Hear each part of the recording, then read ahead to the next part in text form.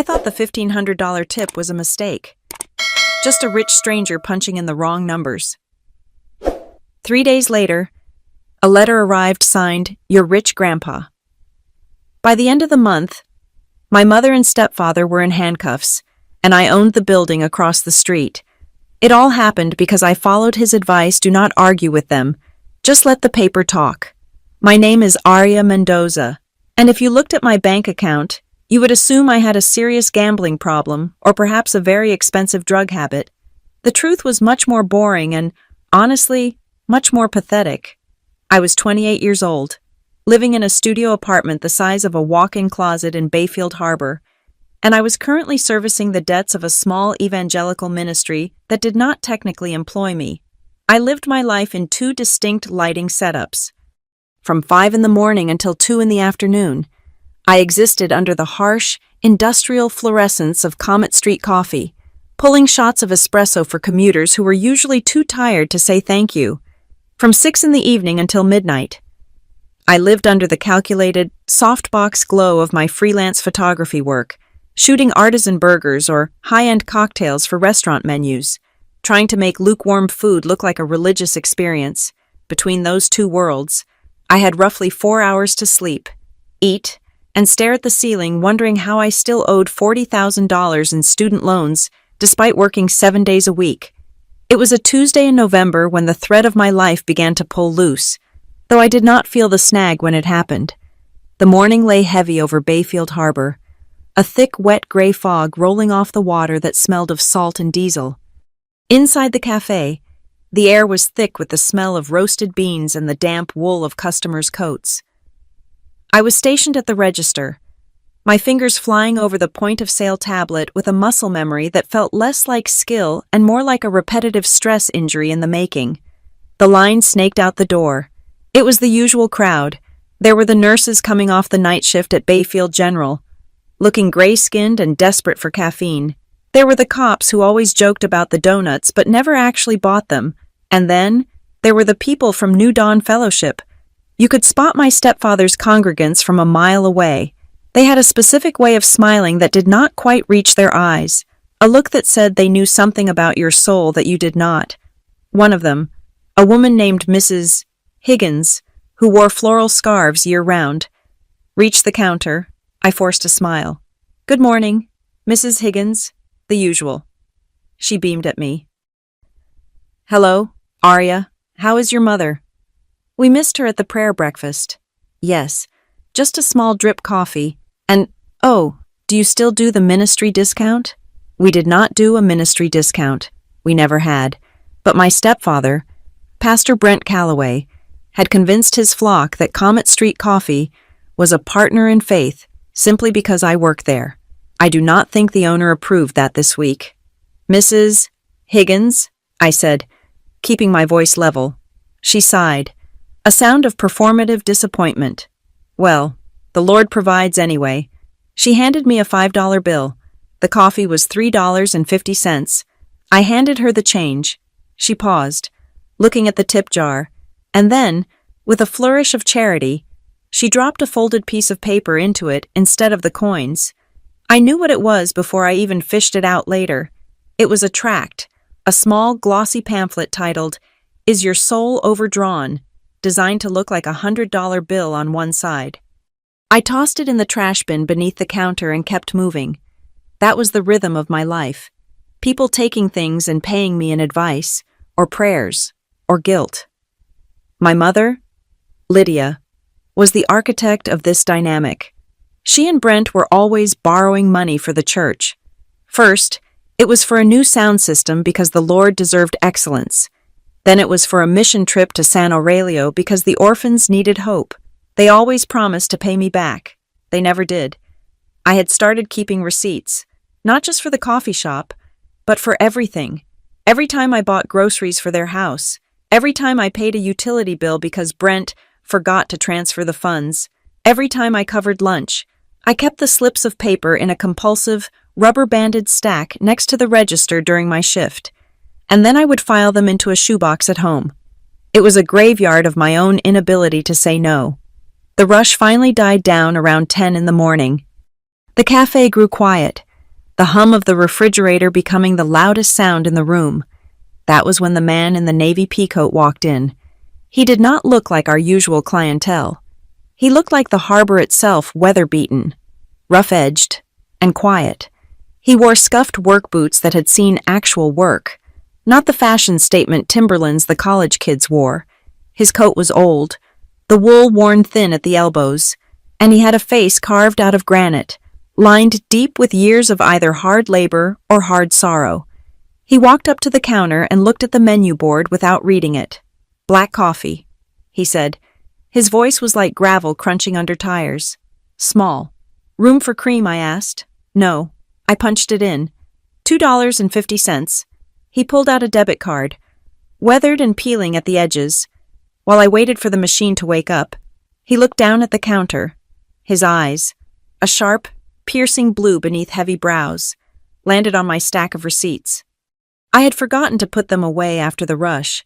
There were dozens of them, categorized by date with frantic little sticky notes attached. "You always save every slip like that?" he asked. It was not an accusation, just a curiosity. I felt a flush of embarrassment and swept them into a drawer. "Habit," I said, trying to laugh it off. "It is the only way I can remember who owes me money." It was a joke, but it landed heavy in the quiet room. The old man did not laugh. He studied me for a long beat, his gaze traveling from the dark circles under my eyes to the fraying cuffs of my flannel shirt. He looked like he was reading a map I did not know I was holding. "Smart," he said finally. "Most people let the details slide. Then they wonder where their life went." He tapped his card.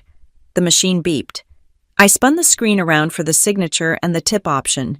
Usually, with a coffee this small, people just hit the no-tip button or maybe the dollar option if they were feeling generous. I turned away to grab a cup, giving him privacy. I heard the tap, tap, tap on the screen. It took longer than usual. I poured the dark roast, snapped a lid on it, and set it on the counter. "Here you go," I said. He did not take the cup immediately. He was looking at me again with that strange, intense focus. "You keep those records, girl," he said softly. "You are going to need them. Family drama is messy. Paper is clean." I froze. I had not mentioned family. I had just said, "Who owes me?" How did he know? Before I could ask, he turned and walked out the door, the bell chiming brightly above his head. He disappeared into the gray fog of the street without looking back. I looked down at the screen to clear the transaction. My breath hitched in my throat. I blinked, sure that the exhaustion was finally causing hallucinations. The total on the screen was $1,502.50. The tip line read 1,500 humjars. I stared at it. I tapped the screen, thinking it was a glitch, a stuck pixel, a system error. But the numbers stayed firm. The signature at the bottom was jagged, written with a finger that knew exactly what it was doing. Kara, my manager, came out of the back office carrying a crate of oat milk. She saw me standing there, statue still, staring at the register. "What is it?" "Did the system crash again?" she groaned, wiping her hands on her apron. I pointed at the screen. My hand was shaking. Kara leaned in, squinting. Then her eyes went wide. She let out a sharp gasp. "Holy hell! Arya, is that real? I do not know," I whispered. "I think he made a mistake. He just ordered a small coffee. He must have been trying to type $1.50 or something. I do not know." Kara tapped a few buttons, pulling up the transaction details. "It went through," she said, her voice climbing an octave. "The authorization code is there. It is approved." "I have to void it," I said, panic rising in my chest. "It is wrong. He is going to see his bank statement and come back here screaming, 'I cannot deal with a chargeback.'" Kara bit her lip, looking torn. She was a good manager, but she also knew how thin the margins were. "You cannot void it now," she said. "The batch is closed for the mid-morning update. If we void it, it takes 10 days to drop off his pending charges. If he disputes it, he disputes it. But Arya, look at the signature." I looked again. Caro. He did not mash the buttons. "Arya," she said slowly, You have to hit confirm 3 times for an amount that large over the bill total. The system forces you to override the warning. He meant to do it. I felt lightheaded. $1,500. That was my rent for a month and a half. That was 3 months of student loan payments. That was a new lens for my camera so I could stop renting gear for my night gigs. Or, a darker voice whispered in my head, that was the money Brent asked for last week to fix the transmission on the church van. Everyone in the shop started buzzing about it. The other barista, a college kid named Leo, slapped me on the back. You finally got the golden latte, he crowed. Drinks are on Aria tonight, I forced a laugh. But I felt sick. Money like that did not just fall into laps like mine. There was always a hook. There was always a cost. I kept the receipt. I printed a duplicate copy and folded it carefully, placing it in my pocket separate from my usual stack. It felt heavy, like it was made of lead. The rest of the shift passed in a blur. Every time the door opened, I expected the old man in the navy coat to storm back in, demanding his money, calling me a thief, but he never came. When I finally clocked out at 3, the sky had turned a bruised purple. I took the bus home, sitting in the back near the heater, clutching my backpack.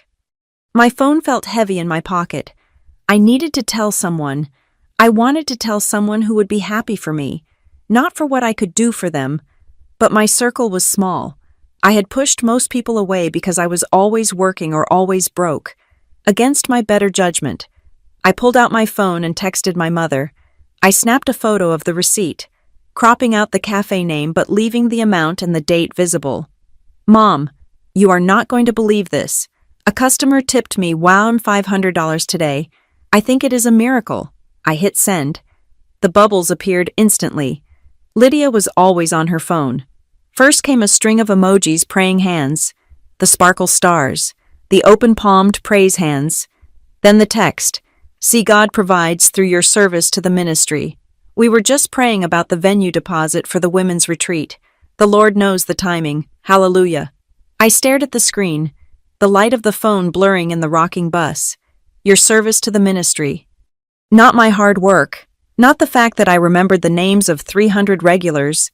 Not the fact that I stood on my feet for 9 hours a day until my arches collapsed. No, it was because of them. It was always because of them. I typed back, I am going to put it toward my student loans. Mom, the interest is killing me. I waited. The bubbles appeared, then disappeared, then appeared again, of course. Mija. We can talk about it Sunday. Just remember who gave you the blessing.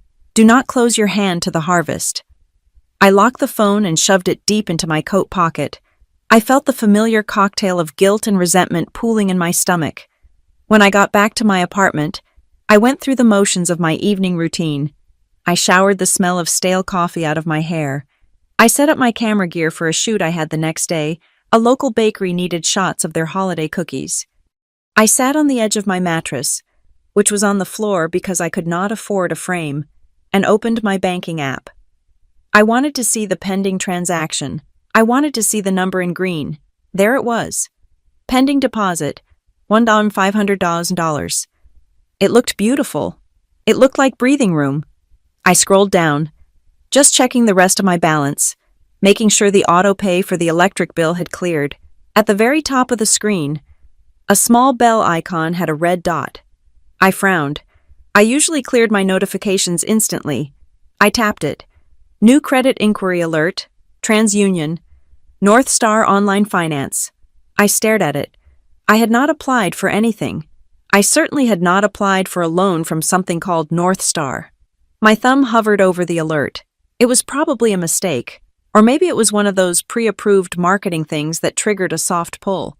I was too tired to deal with it. I had a shoot in the morning, and then a double shift at the cafe.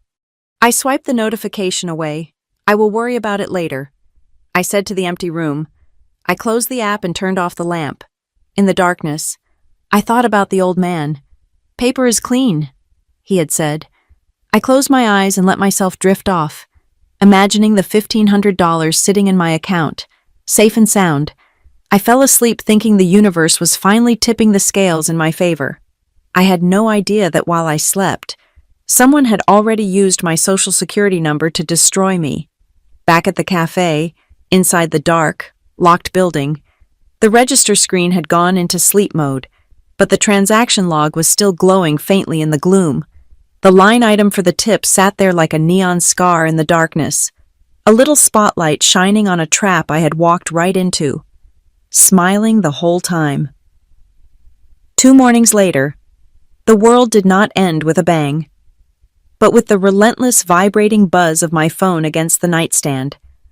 It was 5:30 in the morning. The sun had not yet dragged itself over the horizon of Bayfield Harbor, and the room was cold, filled with the damp chill that seeped through the single-pane windows of my studio apartment. I rolled over, groggy, assuming it was a shift change notification from the cafe or a late-night email from a photography client.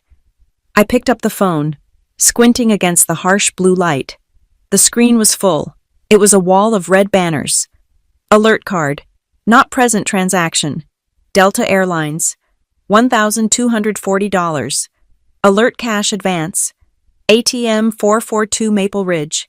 $800. Alert new account opened. North Star Online Finance. Loan disbursed. $19,800. My stomach dropped so hard I felt it in my knees. I sat up, the duvet pooling around my waist, and my fingers fumbled to unlock the screen. I tapped on my banking app, my heart hammering a frantic rhythm against my ribs. The Face ID wheel spun for a second that felt like an hour. Then the numbers loaded. I stopped breathing. My checking account was overdrawn by $400, but that was not the killer blow. I swiped left to my savings account, the one I had named Studio Build. That account held every extra penny I had scraped together for 5 years. It was the money from working double shifts on Christmas, the money from eating ramen instead of fresh vegetables, the money from shooting weddings for bridezillas who screamed at me. It held $11,600. It now held $7.39. I stared at the screen. I refreshed it. $7.39. I refreshed it again, tapping the screen hard enough to bruise my thumb. $7.39. A sound tore out of my throat, a strangled, high-pitched whimper that I did not recognize. I scrambled out of bed, tripping over my camera bag, and dialed the 24-hour support line for Bayfield Community Bank. I spent 20 minutes on hold, pacing the 6 feet of floor space between my bed and my kitchenette, shaking so badly I could barely hold the phone. When a human finally answered, his voice was flat, bored, the sound of a man who had heard 1,000 panic attacks before his first coffee. "I need to report fraud." I choked out. "My savings are gone. Someone drained my account. There is a loan I did not take out. Name and verification code."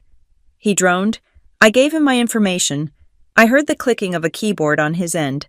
"Ma'am, I am looking at the transactions here," he said. The withdrawals from the savings account were transferred to a checking account ending in 884, and then accessed via debit card at a point of sale. "I do not have a checking account ending in 884. I said, my voice rising. "No," he said, "but the authorized user on your account does."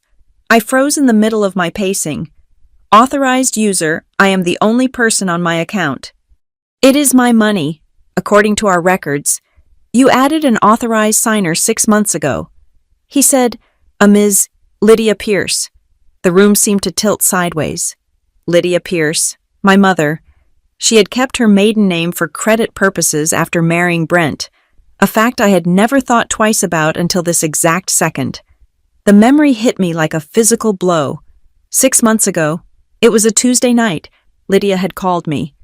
Hysterical. The church pianist had collapsed during rehearsal, and they needed to pay the emergency room deductible immediately or they would not admit him alive. I knew now, as hospitals do not work that way, but in the panic of the moment, with her sobbing that God is testing us, "Aria, please." I had driven to the bank. I had signed a form she shoved in front of me while she wept about Christian charity. She said it was a temporary permission so she could transfer the $100 needed for the copay because she had forgotten her wallet. She promised to shred the card the next day. She never gave the card back. She told me she cut it up. I felt bile rise in my throat. That was a one-time thing. I whispered, "She was supposed to be removed." "Well, she was not removed," the agent said, his voice devoid of sympathy. "And since she is an authorized signer, and the PIN was used, this is not considered fraud by the bank's definition. This is a civil matter." "What about the loan?" I screamed. "The $19,000, that was a direct deposit from an outside lender. We cannot reverse a deposit, ma'am. And if the funds were moved by an authorized user, we cannot retrieve them. You will have to talk it out with the other party." He hung up. I stood there in my freezing apartment, the silence ringing in my ears. $11,000, gone, plus a debt of nearly $20,000 that I had never touched. I did not shower. I did not call out of work. I pulled on jeans and a sweater over my pajamas, grabbed my keys, and ran out the door. My parents lived in Maple Ridge Estates, a subdivision of cookie-cutter houses with manicured lawns and homeowner association fees that cost more than my rent. Their house was a beige 2-story with a wraparound porch. A brand-new luxury sedan sat in the driveway, a Lexus I had never seen before. I parked my rusted Honda behind it and stormed up the walk. I did not knock. I used the spare key under the fake rock that I was not supposed to know about. The inside of the house smelled like lavender and expensive French roast coffee. It was warm, perfectly climate-controlled, a stark contrast to the damp chill of my apartment. Lydia and Brent were in the dining room. It looked like a scene from a lifestyle magazine. My mother was wearing a silk robe that shimmered in the morning light, shimmered like money. Her hair was perfectly blown out. Brent was dressed in a tailored charcoal suit, the kind that cost $3,000, and he was leaning over a set of glossy travel brochures. On the dining table, amidst the breakfast spread of croissants and fruit, sat 3 things that made my vision blur with rage. First, a set of crystal wine glasses, the heavy, expensive kind.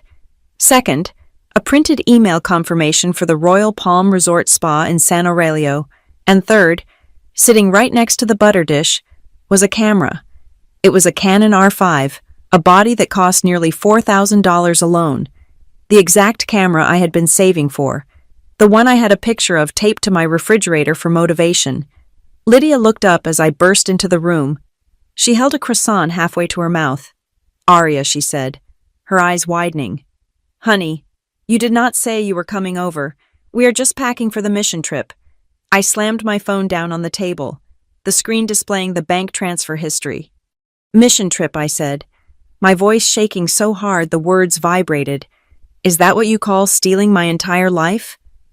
Lydia looked at the phone, then at me. She blinked. Once, twice, then, like a switch had been flipped, her face crumbled. She dropped the croissant and pressed her hands to her mouth. "Oh, Aria," she wailed. It was instant. Practiced sobbing. Tears sprang to her eyes as if on command. "What are you talking about?" Brent asked, standing up slowly. He did not look surprised. He looked annoyed. "She drained my account," I shouted, pointing a trembling finger at Lydia. $11,000. Brent, my studio money, and there is a loan for $20,000 in my name. You authorized it, didn't you? You used my social security number." Lydia let out a high-pitched keen. "It was just a borrowing, a temporary borrowing. There was a clerical confusion at the bank with the ministry accounts. We were going to put it back next week after the donor dinner. You bought a camera." I screamed, grabbing the Canon box. "You bought a $4,000 camera with my money. You do not even take pictures." "Lydia." "I bought it for you," she sobbed, reaching out a hand that I slapped away. "I wanted to surprise you when we got back. It was an investment in your future." "Don't lie to me," I yelled. "You stole it. You stole everything." Brent slammed his hand on the table. The crystal glasses rattled. Enough. His voice was the one he used from the pulpit deep, booming, designed to make you feel small and sinful. He walked around the table and stood over me. He was a tall man, broad-shouldered, and he used his size to intimidate. "Lower your voice, Aria," he said coldly. "You are upsetting your mother." "She stole $30,000 from me," I yelled back, though I felt myself shrinking. The habit of obedience was a deep groove in my brain. "We share in this family," Brent said. his tone shifting to icy condescension. Do you remember when you were 22 and could not make rent? Who paid for you then? You gave me $400 once I cried, and I paid you back double. That is your recollection, Brent said smoothly. I remember a very ungrateful young woman who we have supported through years of poor decisions. If we needed to leverage some liquidity for the Lord's work, and your name was available to help the family, you should be honored to contribute. Honored, I stared at him. I'm calling the police. I'm calling the fraud department. I am going to tell everyone, Brent smiled. It was not a nice smile. It was a small, tight curving of his lips that did not show his teeth. Go ahead, he said softly. Call them. I pulled my phone back towards me. I will. And while you are dialing, he continued, checking the cuffs of his shirt, I will make a few calls of my own. He pulled his smartphone out of his pocket. He tapped the screen a few times and turned it to face me. It was an email draft. The recipient line read, marketing@sunrisepantry.com. My heart stopped. Sunrise Pantry was my biggest client. They were 80% of my freelance income. I have been very worried about you lately. Arya, Brent said, his voice dripping with fake concern. Your erratic behavior, the mood swings, the outbursts. I felt it was my pastoral duty to let your employers know that you are going to be taking a mental health break. I would hate for them to rely on someone who is spiraling. He took a step closer. If you call the police, Arya, I will tell everyone your clients, your landlord, the church board that you gave us that money willingly. And now you are having a breakdown and making false accusations because you are off your medication. Who do you think they will believe, the respected Pastor Calloway, or the barista who lives in a closet and scrapes by on tips? I looked at Lydia. She was not crying anymore. She was watching me with dry, hard eyes, wiping a non-existent tear from her cheek with the sleeve of her silk robe. You are just so emotional. Honey, she said, it is exactly like Brent says. You ruin everything with your anger. The air left the room. I looked at the camera on the table, my dream. Bought with my nightmare. I looked at the hotel confirmation for the resort in San Aurelio. They had planned this. They had set me up 6 months ago with that hospital lie. They had waited until my savings hit a specific number, and then they had harvested me like a crop, and they knew exactly how to keep me quiet. If I lost the Sunrise Pantry contract, I would not just be broke, I would be destitute. I would be unhireable in this town. I felt my hands shaking, a tremor that started in my fingers and traveled up to my shoulders. I grabbed my camera bag, my old, battered bag, with my second-hand gear. It was the only thing in the room that was truly mine. You are monsters, I whispered. Brent laughed. It was a dry, dismissive sound.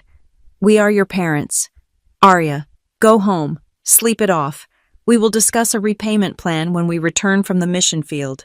If you behave. I turned and ran. I fled the house, the smell of expensive coffee choking me. I drove straight to the police station. I sat in the lobby for 2 hours, clutching my printed bank statements. When I finally got to speak to an officer, a tired-looking man with coffee stains on his shirt, he barely looked at the papers. He saw the shared last name on the authorized user account. He saw the transfer history. Look, miss, he said, sliding the papers back to me. She was an authorized user. You gave her the key. If she took the car for a joyride, that is not grand theft auto. It is a domestic dispute. But the loan I insisted, I did not sign for the loan, he shrugged. Proving who clicked accept on a computer at a shared address, that is a nightmare. You can file a report for identity theft, but without proof of forced coercion, the DA is not going to touch a family squabble over shared funds, especially not involving a pastor. He handed me a slip of paper. It was an incident number. It was a meaningless string of digits that authorized me to do absolutely nothing. It is a civil matter, he repeated. Take them to small claims court. I walked out of the station into the rain. It was a gray, miserable drizzle that soaked through my sweater instantly. I walked the 3 miles back to my apartment because I did not have the gas money to drive, and I was afraid to use my debit card in case it was overdrawn again. My shoes squelched on the pavement. I was cold. I was broke. And I was completely alone. My parents had not just stolen my money. They had stolen my reality. They had turned me into the crazy daughter, the unstable artist, the ungrateful child. I reached into my pocket to find a tissue, but my fingers brushed against paper that felt different, stiffer. I pulled it out. It was the receipt from 2 days ago. The thermal paper was damp, the ink slightly smudged from the rain, but the numbers were still stark and black against the white. Tip $1,500. Signed, E. Caro. I stopped under a flickering streetlight. I stared at the signature. I remembered the old man's voice, rough as gravel. Keep your slips. They are better at telling the truth than people are. My mother had just called me a liar. Brent had called me crazy. The bank had called me negligent. But this piece of paper did not lie. It was a record, a fact. I stood there in the rain, shivering, stripped of my savings and my pride, and for the first time, I understood what the old man meant. Words could be twisted, tears could be faked. But numbers were the only thing in my life that had not lied to me today. I folded the receipt carefully and put it back in my pocket, right against my heart. I did not know how, and I did not know when. But I was going to make sure that paper was the only thing left talking when I was done with them. My roommate, Jenna Ortiz, found me 3 hours later. She walked through the front door of our shared apartment carrying a bag of takeout Thai food, kicking off her heels as she entered. I was sitting on the linoleum floor of our tiny kitchen, surrounded by a hurricane of paper. I had printed everything, every bank statement from the last 3 years, every email from my mother that mentioned money, every Venmo transaction history log. The paper spread out around me like a topographical map of a disaster zone. Jenna stopped mid-step. She looked at my face, which was swollen from crying, and then at the chaotic sea of documents. She did not ask what was wrong. Jenna was a senior data analyst for a major streaming service. She spent her days finding patterns in how people watch television, predicting exactly when a user would cancel their subscription based on how many seconds they paused during a horror movie. She did not deal in vague comforts. She dealt in raw data. She set the Thai food on the counter, unzipped her laptop bag, and sat down on the floor opposite me, crossing her legs in her tailored slacks. "Okay," she said, her voice calm and terrifyingly efficient. Feelings later, columns now. Who, what, when, where, how much? I tried to speak, but my voice cracked. "Jenna, they took the studio fund. All of it." She held up a hand. "Do not tell me the story yet," she said. "The story is how they get you. They want you trapped in the narrative of why they did it or how much it hurts. We are not doing narratives tonight. We are doing arithmetic."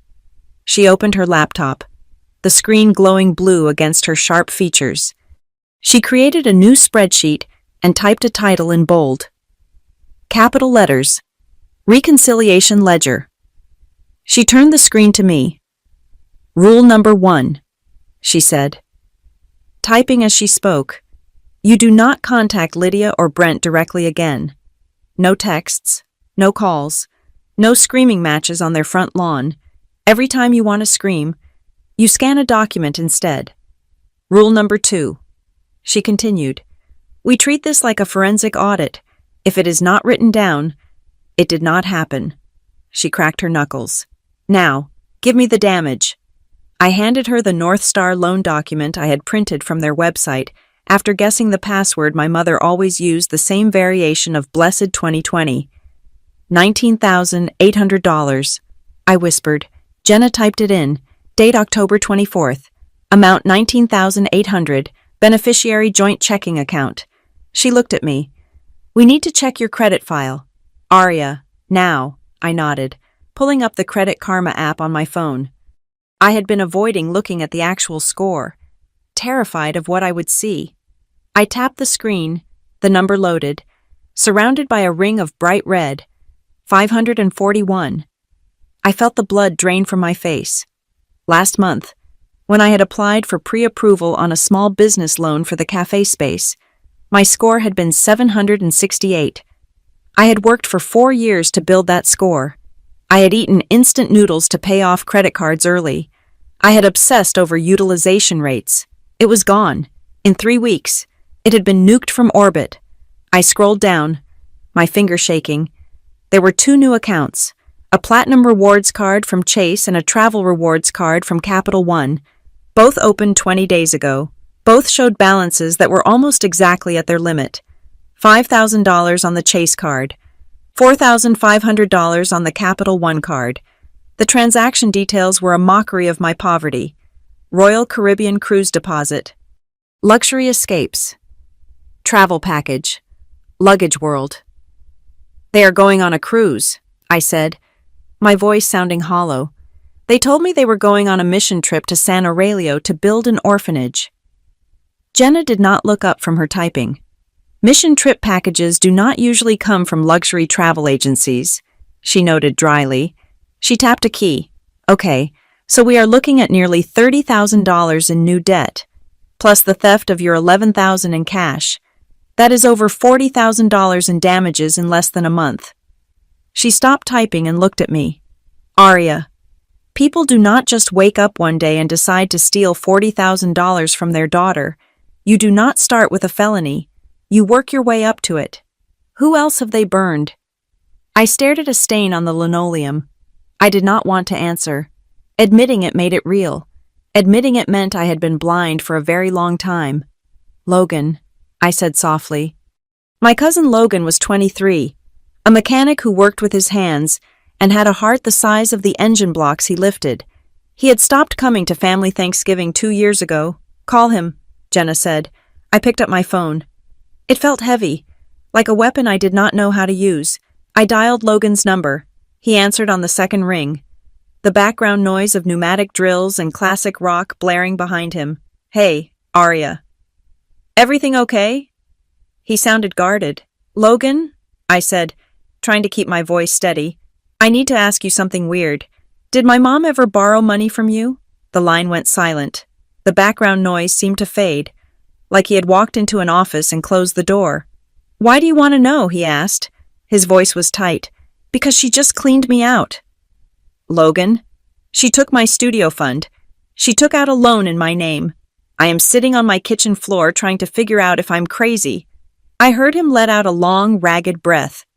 $4,000, he said. It was 2 years ago. She called me crying. Said the transmission on the church van had blown out, and they could not pick up the elderly folks for Sunday service. She said the church funds were tied up in a CD, and she needed cash until the bank opened on Monday. I closed my eyes. It was the same script, the urgency, the guilt, the detailed lie, and I asked, and I gave it to her. Logan said, it was my savings for a down payment on a truck. Monday came, Tuesday came, a month came. When I asked her about it, she told the whole family I was bitter and greedy. She told Aunt Ruth that I had tried to charge her interest on a family favor. Brent pulled me aside at Christmas and told me I needed to examine my heart for the sin of avarice. I felt a hot tear slide down my cheek. They called me ungrateful. I whispered. They said I was spiraling. Yeah, Logan said, his voice hard. That is their favorite word. Spiraling. Look, Aria, I wrote it off. I figured it was the cost of getting them out of my life. But if they did this to you, that is not just a favor. That is a habit. I hung up and looked at Jenna. She was already typing. Logan, $4,000, mechanic savings, tactic guilt trip regarding elderly parishioners, retaliation, character assassination labeled as greed. Jenna looked at me. Who else? I swallowed hard. Marin. Marin was my older half-sister from my father's first marriage. She was 10 years older than me. She had not spoken to Lydia or Brent in 5 years. I had always been told it was because Marin was jealous of my mother's happiness, that she was dramatic and mentally unstable. I dialed the number. It went to voicemail. I called again. On the third try. She picked up. This better be good. Aria, I am putting the kids to bed. Marin, I said, I believe you. There was a pause. About what? About the wedding venue. I could hear the silence stretching out, heavy and thick. Lydia told everyone you lost the deposit because you changed your mind too many times. I said, rushing to get the words out. She said you were manic. She said you were having an episode. Marin's laugh was a sharp, bitter bark. Is that what she said? The truth is, she offered to write the check to the venue because she wanted the rewards points on her card. I transferred her the cash, $10,000. The venue called me 2 weeks before the wedding to tell me they never received a deposit. When I confronted her, she told my father I was hallucinating. She told him the stress of the wedding had broken my brain. She paused, and her voice dropped to a whisper. Did she get you? Arya. Yes, I said. She got me. How much? Everything. Jenna was typing furiously now.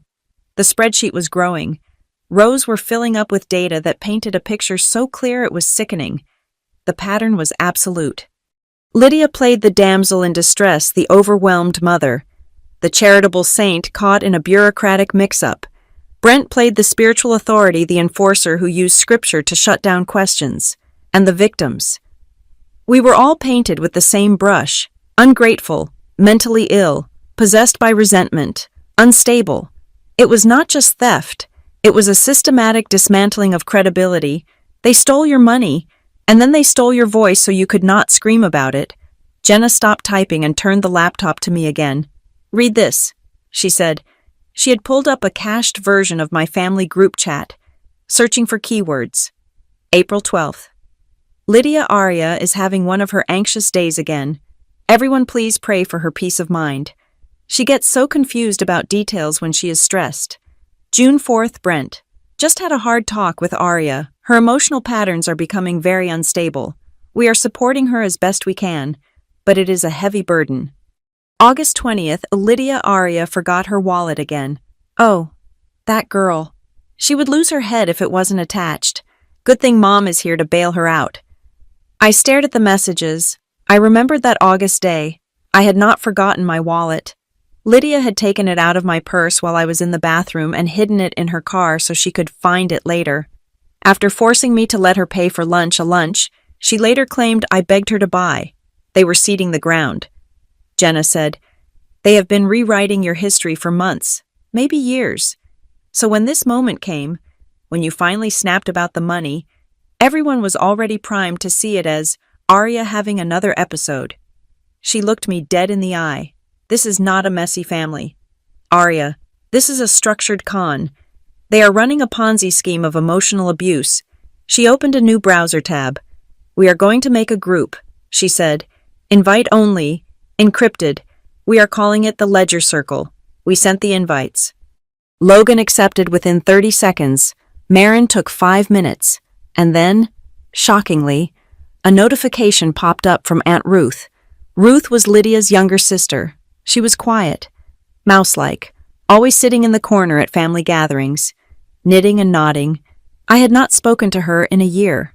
A message appeared in the chat from Ruth. Is it safe to talk here? Jenna typed, yes. Encrypted. Ruth wrote, They took my retirement 2 years ago. Brent said it was an investment in a Christian living facility where I would have a guaranteed room. The facility does not exist. I gave them $50,000. They told me if I told anyone, the IRS would arrest me for improper filing. I have been terrified every day since. $50,000. The number hung on the screen. Jenna started a new tab labeled Timeline. She began plugging in dates. May 2023. Ruth transfers $50,000. June 2023. Callaway's buy the new Lexus. September 2024. Logan transfers $4,000. October 2024. Lydia posts photos of new jewelry. January 2025. Marin transfers $10,000. February 2025. Brent gets the tailored suits. October 2025. Arya's credit cards opened. November 2025.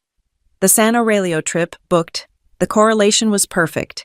Every time a family member had a financial crisis or a falling out, the Callaways had a lifestyle upgrade. Jenna sat back, her face illuminated by the cold blue light of the evidence.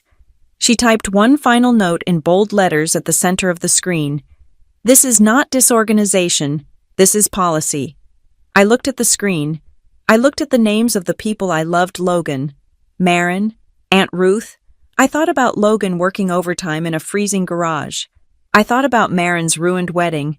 I thought about Aunt Ruth living in terror of the IRS because of a lie told by a man of God. And then I thought about the $1,500 tip. I thought about the old man, Mr. Caro, and his gravel voice. Paper is clean. Something inside me snapped, but it was not the snap of a breaking branch. It was the snap of a lock clicking into place. The rage that had been burning me alive for 48 hours cooled down into something hard and heavy. It settled in my gut like a stone. I stopped crying. I wiped my face with the back of my hand. I looked at the pile of paper on the floor, my shame, my stupidity, my loss. It did not look like trash anymore. It looked like ammunition. "Jenna," I said, my voice steady for the first time in days. "Yeah. How do we verify the travel dates on those credit card charges against their church calendar?" Jenna smiled. It was a sharp, dangerous smile. "Now you are talking," she said.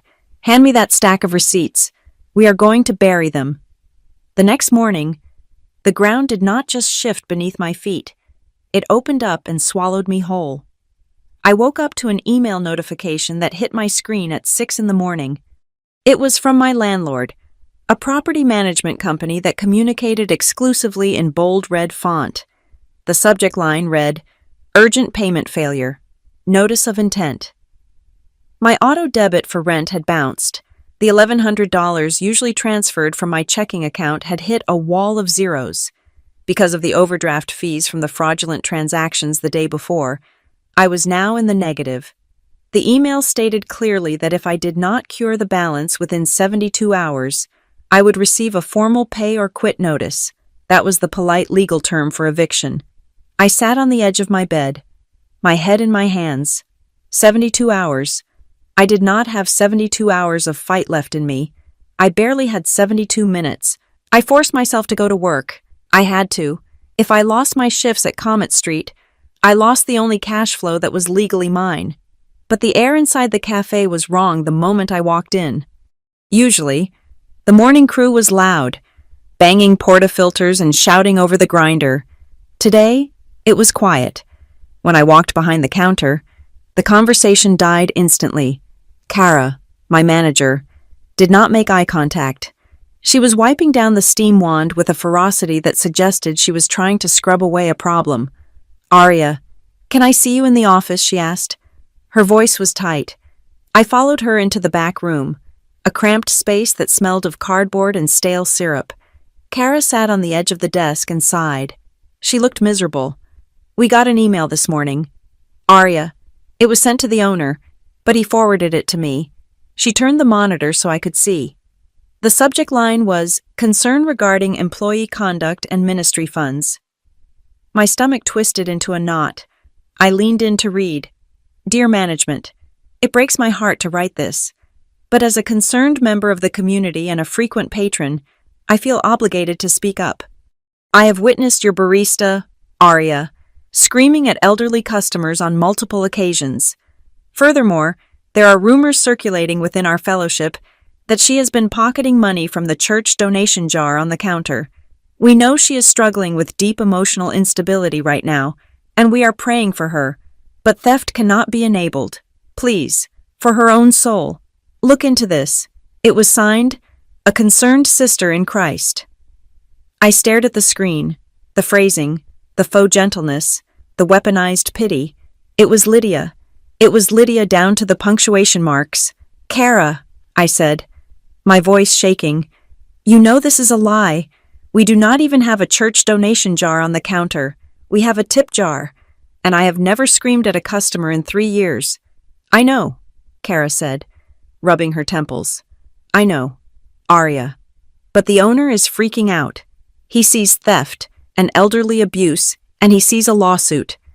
And he sees that the email was carbon copied to 3 of the church elders who buy coffee here every morning." She looked up at me, her eyes pleading. "I cannot fire you for an anonymous email. I'm not going to do that, but the owner wants you suspended. I talked him down to a warning.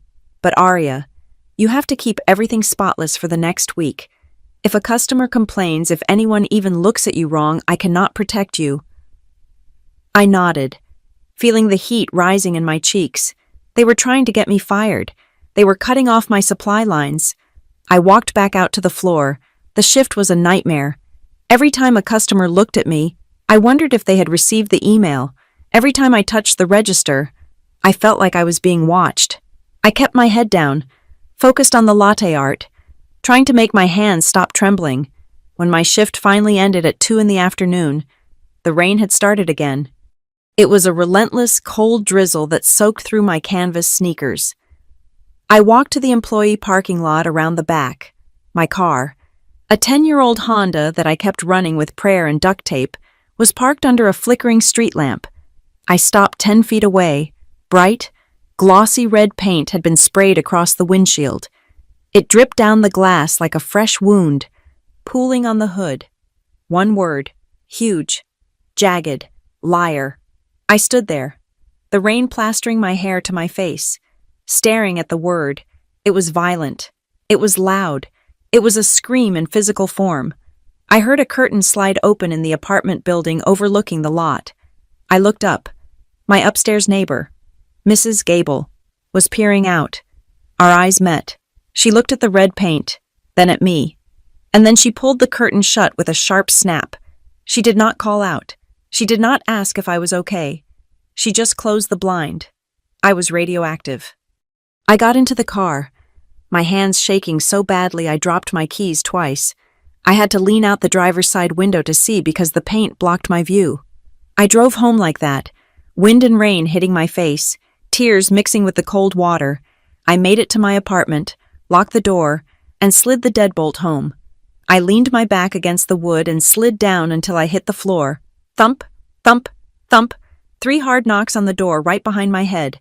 I jumped, scrambling away like a frightened animal. Aria Mendoza. A man's voice, flat, professional. I did not open the door. Who is it? Process server. Ma'am, you have been served. He slid a thick yellow envelope under the door. I stared at it for a long time before I picked it up. My name was handwritten on the front in blue ink. I tore it open. State of California. Superior Court of Bayfield County. Temporary restraining order. Petitioner Brent Calloway and Lydia Calloway. Respondent Aria Mendoza. I flipped to the affidavit, the paragraphs blurred before my eyes. A work of fiction so detailed, it was almost impressive. On November 18th, the respondent burst into the petitioner's home in a state of mania, screaming incoherently about finances. The respondent threatened physical harm against the petitioners, specifically stating she would make them pay in blood. The respondent has a history of mental instability and delusion. The petitioners fear for their safety and the safety of their ministry partners. I gasped, the sound loud in the empty room. Make them pay in blood. I had never said that. I had said you are monsters, but it did not matter what I said. It mattered what was on this paper. The order forbade me from coming within 100 yards of their home, within 100 yards of New Dawn Fellowship, and, most devastatingly, it forbade me from contacting any associated ministry partners or employees regarding the petitioners. That was the kill shot. If I tried to tell the church board what they did, I would be violating a court order. If I tried to warn the donors, I would be arrested. They had built a legal wall around their fraud. My phone buzzed. Then it buzzed again, and again. I picked it up. Notifications were stacking up from Facebook, Instagram, and email. I opened my email first. It was a forward from my cousin Logan, with a simple note. They are nuking you. The subject line, urgent prayer. Request prayers for Aria. It was from the official New Dawn Fellowship mailing list. Dear church family, it is with a heavy heart that Pastor Brent and Sister Lydia ask for your intercession. Our beloved daughter, Aria, is going through a severe mental health crisis. She has become obsessed with false accusations against her family and is deeply unwell. We have had to take legal steps to ensure everyone's safety, which breaks our hearts.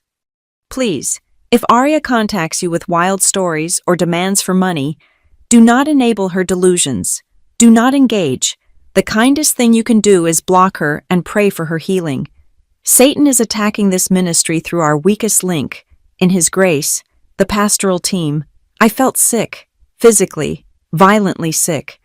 They had not just stolen my money, they were stealing my name.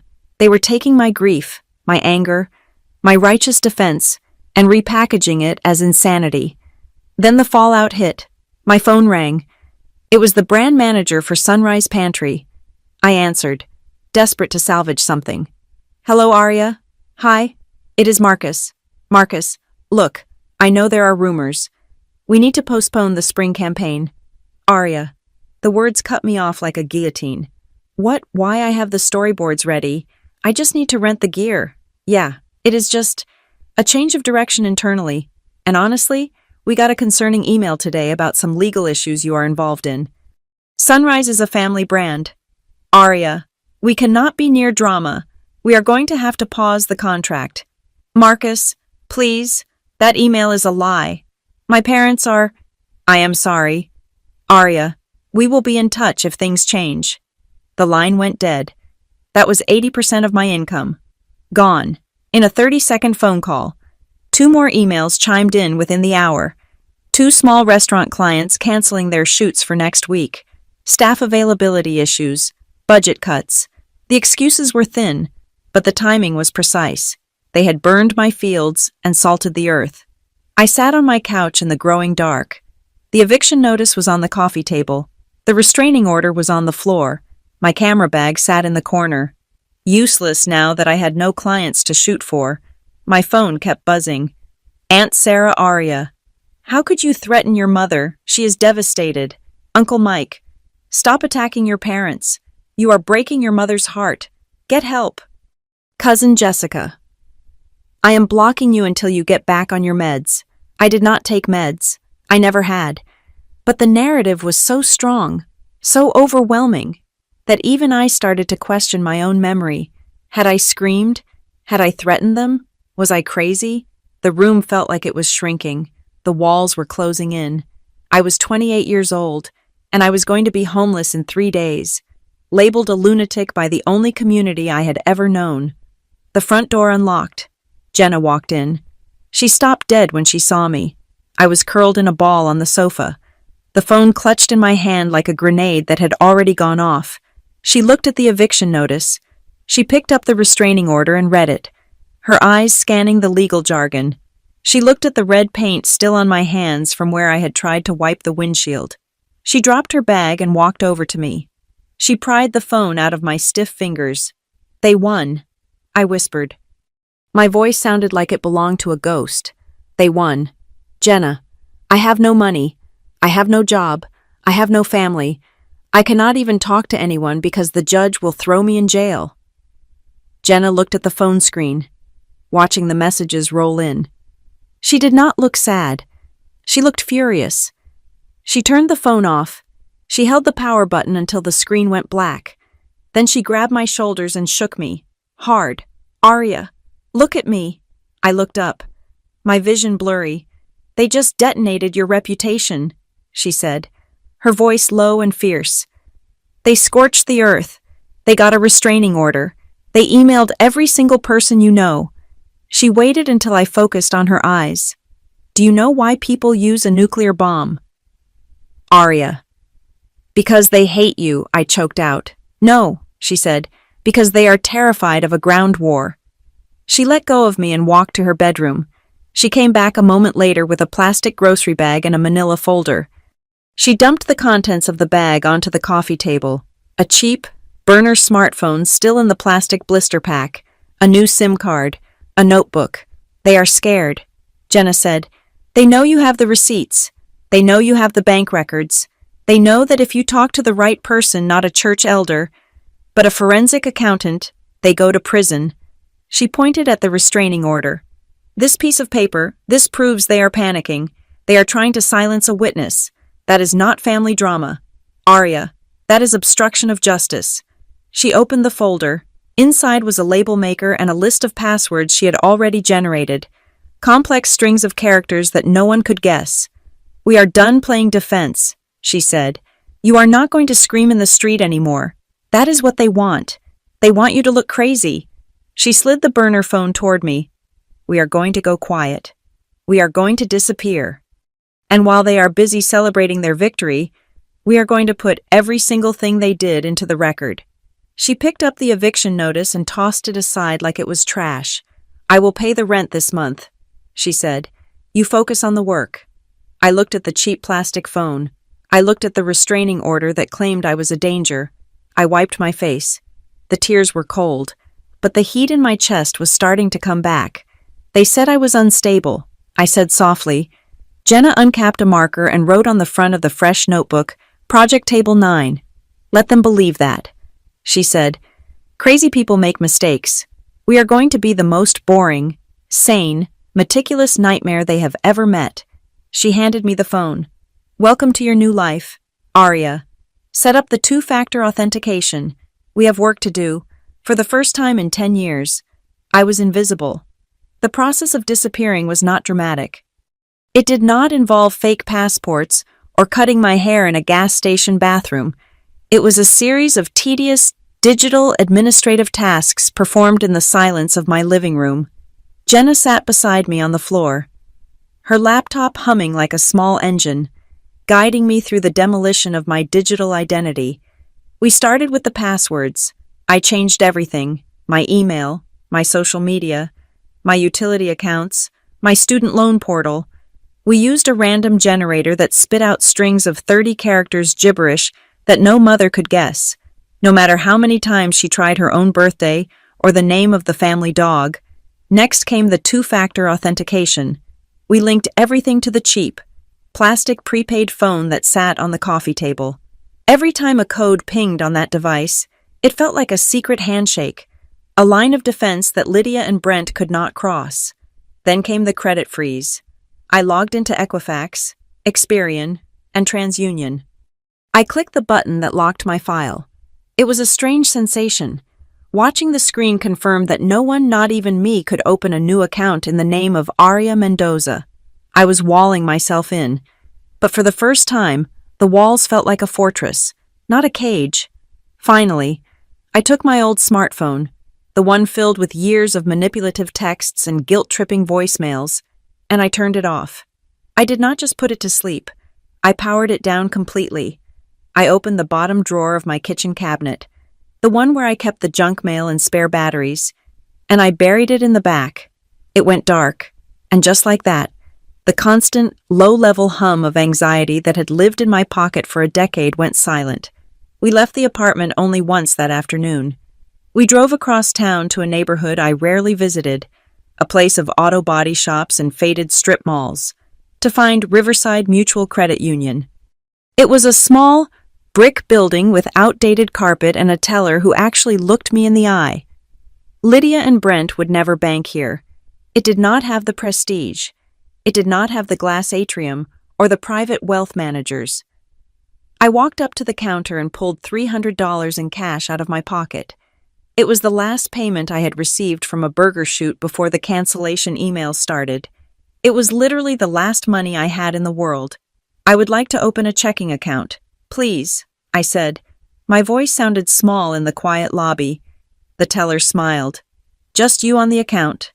Honey, just me, I said, and I would like to opt out of overdraft protection. If the money is not there, decline the card. I was never going to owe anyone anything ever again. When we got back to the apartment, Jenna transformed the space. She moved my couch against the wall and cleared the entire main wall of the living room. She pulled a roll of white butcher paper out of her bag. She had stolen it from the office supply closet at her work and taped it up until the plaster was covered in a pristine white sheet. This is the war room, she announced. She started taping things up: the bank statements I had printed, the screenshots of the text messages, the eviction notice, the restraining order. She used red yarn and pushpins to connect them.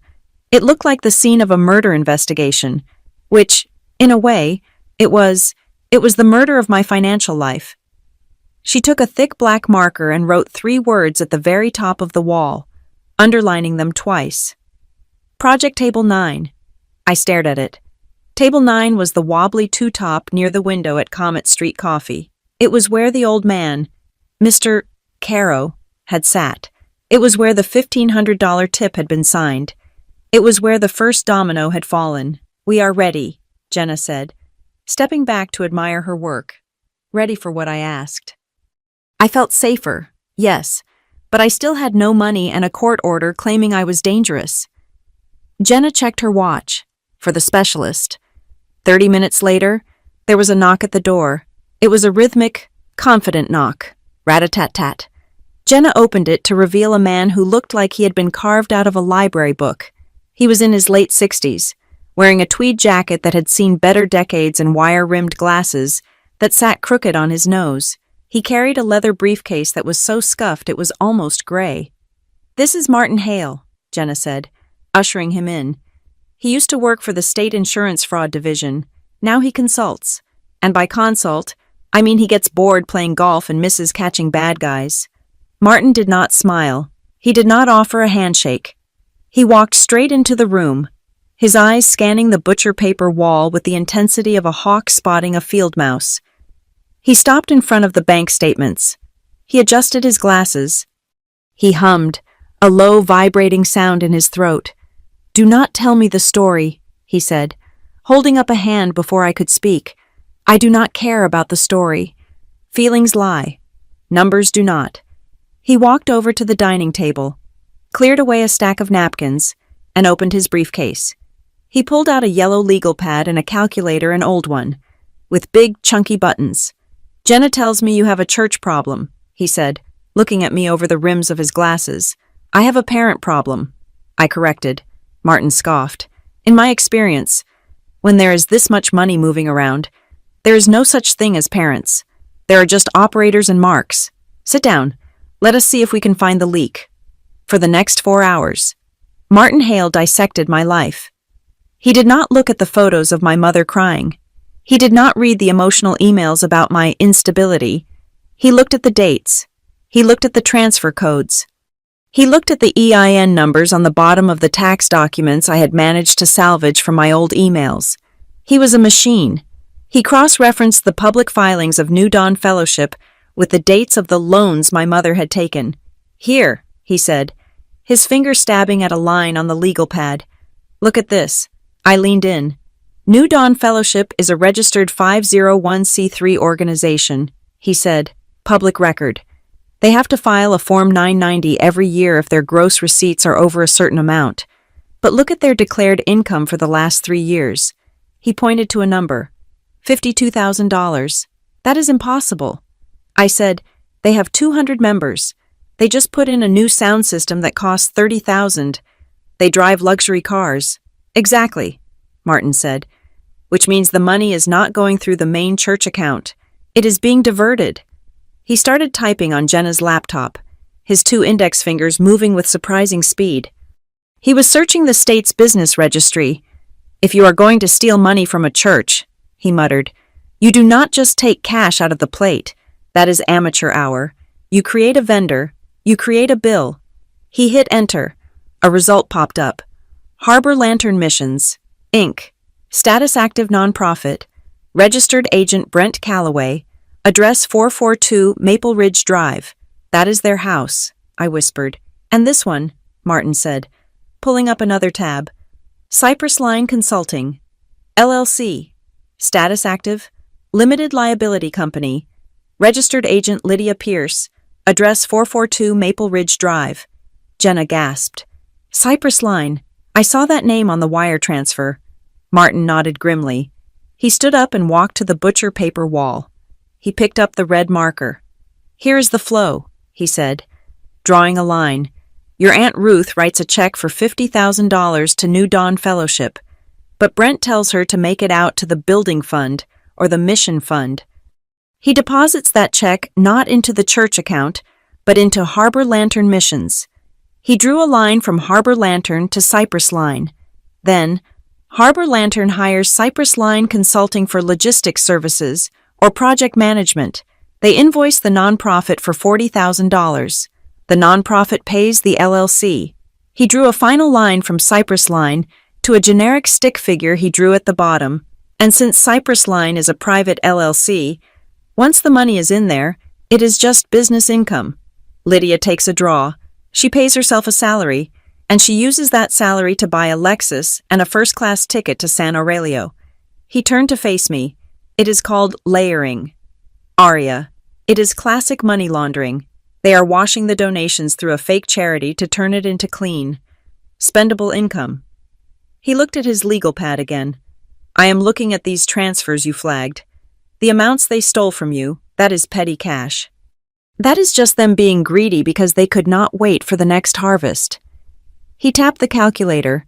Based on the lifestyle you described, the cars, the renovations, the travel, and the discrepancies in the public filings, I would estimate, conservatively, that at least $150,000 has gone missing in the last 5 years.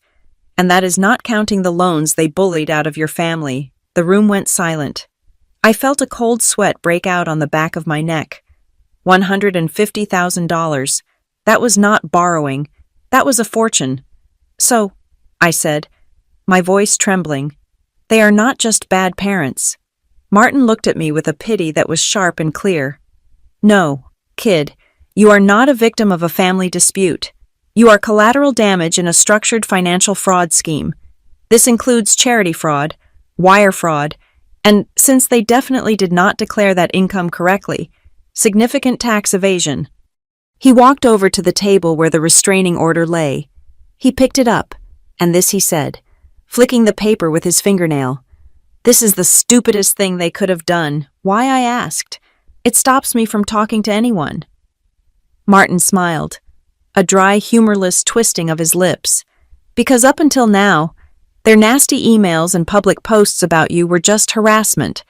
But now that we know a crime has been committed, you are a witness, and since they filed this legal document to silence you while simultaneously smearing your reputation to discredit you, he dropped the paper back on the table.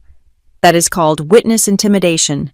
It is a felony, and unlike a family dispute, the state takes witness intimidation very personally. I sat back in my chair, the breath rushing out of me. For days, I had felt small. I had felt like a crazy daughter screaming at her saintly parents. I had felt like the villain in their story. But Martin had just changed the genre. This was not a family drama anymore. It was a crime thriller. And I was not the villain. I was the evidence. Arya, Jenna said softly. I looked at her. You are a photographer, she said. You deal in high resolution.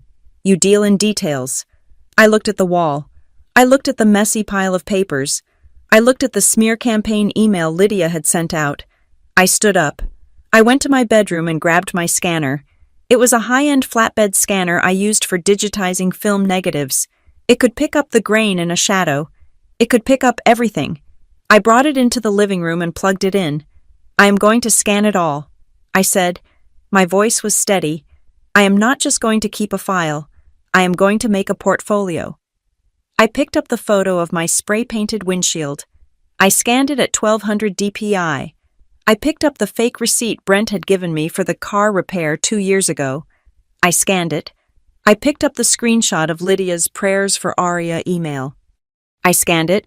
I created a new folder on my laptop. I named it The Honor File. I started pulling bank statements. I juxtaposed the date of Aunt Ruth's $50,000 donation with the date of the Lexus purchase. I put them side by side in a layout, like a magazine spread. Visual storytelling. I whispered. Martin watched me work. He packed his calculator back into his beat-up briefcase. He snapped the latches shut. You build that file, he said. You make it airtight. You make it so clear that a jury of 12 people who failed math class can understand it. He walked to the door. He paused with his hand on the knob. One last thing. Arya. I looked up from the glow of the scanner. Do not bother with the police station down the street, he said. The local cops will look at this and call it family drama. They do not want to arrest a pastor. It is bad for community relations. He adjusted his collar. But the State Attorney General, the IRS Criminal Investigation Division, they do not care about community relations. They care about revenue. He opened the door. You call it theft. They call it revenue loss. And trust me, nobody holds a grudge like the tax man. He walked out into the night. I looked at Jenna. She was smiling, a genuine, terrifying smile. She picked up a piece of red string and pinned it from Cypress Line Consulting. to the San Aurelio mission trip. I turned back to the scanner. The light bar hummed as it moved across the glass, illuminating the lies, turning them into digital truth, pixel by pixel. We worked through the night. The war room was no longer just a metaphor. It was an operating theater, and we were dissecting the beast that had swallowed my life. By the time the sun came up, I did not feel like a victim anymore. I felt like a hunter who had just found the trail. Silence is not just the absence of noise, it is a weapon. For 7 days, I wielded it like a knife. I posted nothing on social media. I did not answer the frantic texts from my cousins or the passive-aggressive voicemails from my aunts. I went to work at Comet Street Coffee. I pulled shots of espresso. I smiled at customers. And then I went home to the war room and sat in the dark. To a normal person, silence is just a pause. To a narcissist like my mother, silence is an insult. It is a vacuum that screams that they have lost control. I knew she was spiraling. I knew she was refreshing my feed, waiting for the meltdown, waiting for the public accusation that she could use to paint me as the unhinged villain. But I gave her nothing, just static. On the 8th day, she cracked. An email arrived in my inbox from a burner account sunflowerfaith77@gmail.com. The subject line was written in lowercase, a stylistic choice meant to convey humility and exhaustion. Can we please just talk over coffee? I opened it with Jenna standing over my shoulder. Aria, please. My heart is breaking. The lawyers are making this so ugly, and that is not us. That is not family. I just want to see my daughter's face. No lawyers, no Brent, just you and me, mother and daughter, trying to find a way back to God's peace. Please meet me. I will explain everything. Jenna let out a low whistle. She is fishing, Jenna said. She wants to know what you know. She wants to gauge if you have actually lawyered up or if you are just sulking. Martin, who was sitting at the kitchen table reviewing a stack of tax codes, looked up over his spectacles. It is an intelligence-gathering mission. He agreed. She wants to see if you are a threat that needs to be neutralized or a child that needs to be brought back into the fold. I stared at the screen. A week ago, this email would have made me cry. It would have made me feel guilty. Now, all I saw was the desperation of a grifter who had lost her lead. Do I go? I asked. Martin nodded. You go, but you do not go alone. He tapped the table. This state is a one-party consent state. Aria, that means as long as one person in the conversation knows it is being recorded, it is perfectly legal to record it. You are that person. We went shopping an hour later. We did not go to an electronics store where the purchase could be tracked. We went to a pawn shop on the edge of town. I bought a delicate, silver filigree pendant. It looked like something you would buy at a craft fair. Cheap and unassuming. But inside the hollow chamber of the silverwork, there was a high-fidelity microphone and a storage chip capable of holding 10 hours of audio. We tested it back at Comet Street during the lull before closing. I wore the necklace, and Jenna stood 5 feet away, whispering numbers while I steamed a pitcher of oat milk.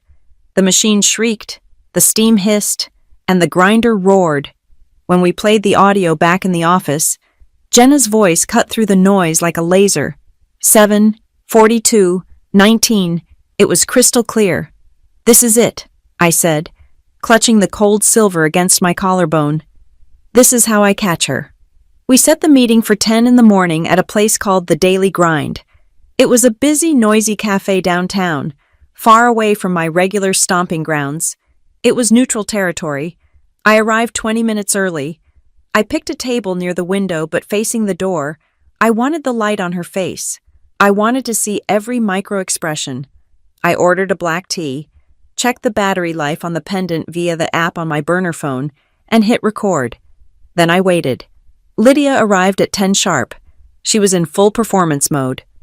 She wore a pale, oversized beige sweater that made her look smaller, more fragile. She wore no mascara, so her eyes looked red-rimmed and raw, as if she had been crying for days. She held a tissue in her hand like a prop. As she walked to the table, she bumped into a chair and apologized loudly to the woman sitting there. I am so sorry, she said, her voice trembling just enough to be audible to the surrounding tables. I'm just so worried about my sick daughter. I am a little scatterbrained today. She was setting the stage. She was ensuring that if I started screaming, everyone around us already had the context. The poor mother, the sick daughter. She sat down opposite me. She reached across the table to take my hands. I pulled them back, tucking them into my lap. Lydia flinched, looking wounded. Arya. She breathed. You look so tired. Are you eating? I am fine, Mom, I said. My voice was quiet. I kept my posture slumped. I needed to look beaten. I needed her to think the silence of the last week was depression, not strategy. I missed you, she said, wiping her dry eyes with the tissue. This whole thing, it has just been a nightmare. Brent is so hurt. We never wanted this. You took my money. Mom, I said. I tried to sound whiny, like a petulant child rather than an angry adult. You took all of it. Lydia sighed, the sound of a patient saint dealing with a sinner. We did not take it. Arya, we leveraged it. There is a difference. Ministry finances are so complicated. You do not understand the cash flow required to keep the Lord's work moving. It is high finance. Honey, it is not like balancing a checkbook at a coffee shop. She was baiting me. She was calling me stupid. I looked down at my tea. Maybe I did overreact. I mumbled, $19,000 is just... It is a lot of money. And then the restraining order. I got scared. Lydia's shoulders dropped 2 inches. She relaxed. She saw the opening. Oh, honey, she said, leaning in. The restraining order was just to help you. We needed you to pause. You were spiraling. You were shouting about police and fraud. We had to protect the ministry's reputation. If donors heard that kind of talk, they would pull their support, and then the orphans in San Aurelio would starve. Do you want that on your conscience? No, I whispered. I do not want that. See? She smiled, a benevolent, terrifying smile. We can fix this. You just need to sign a statement saying you were confused, that it was a family loan you forgot about. We can drop the legal stuff. We can get you back on track. I fingered the silver pendant around my neck. I needed to push her. I needed the details. But Mom, I said, looking up with wide, fearful eyes, it is not just me. I got a letter. Lydia froze. Her hand stopped halfway to her coffee cup. What kind of letter? She asked sharply. It was sent to my old address. I lied.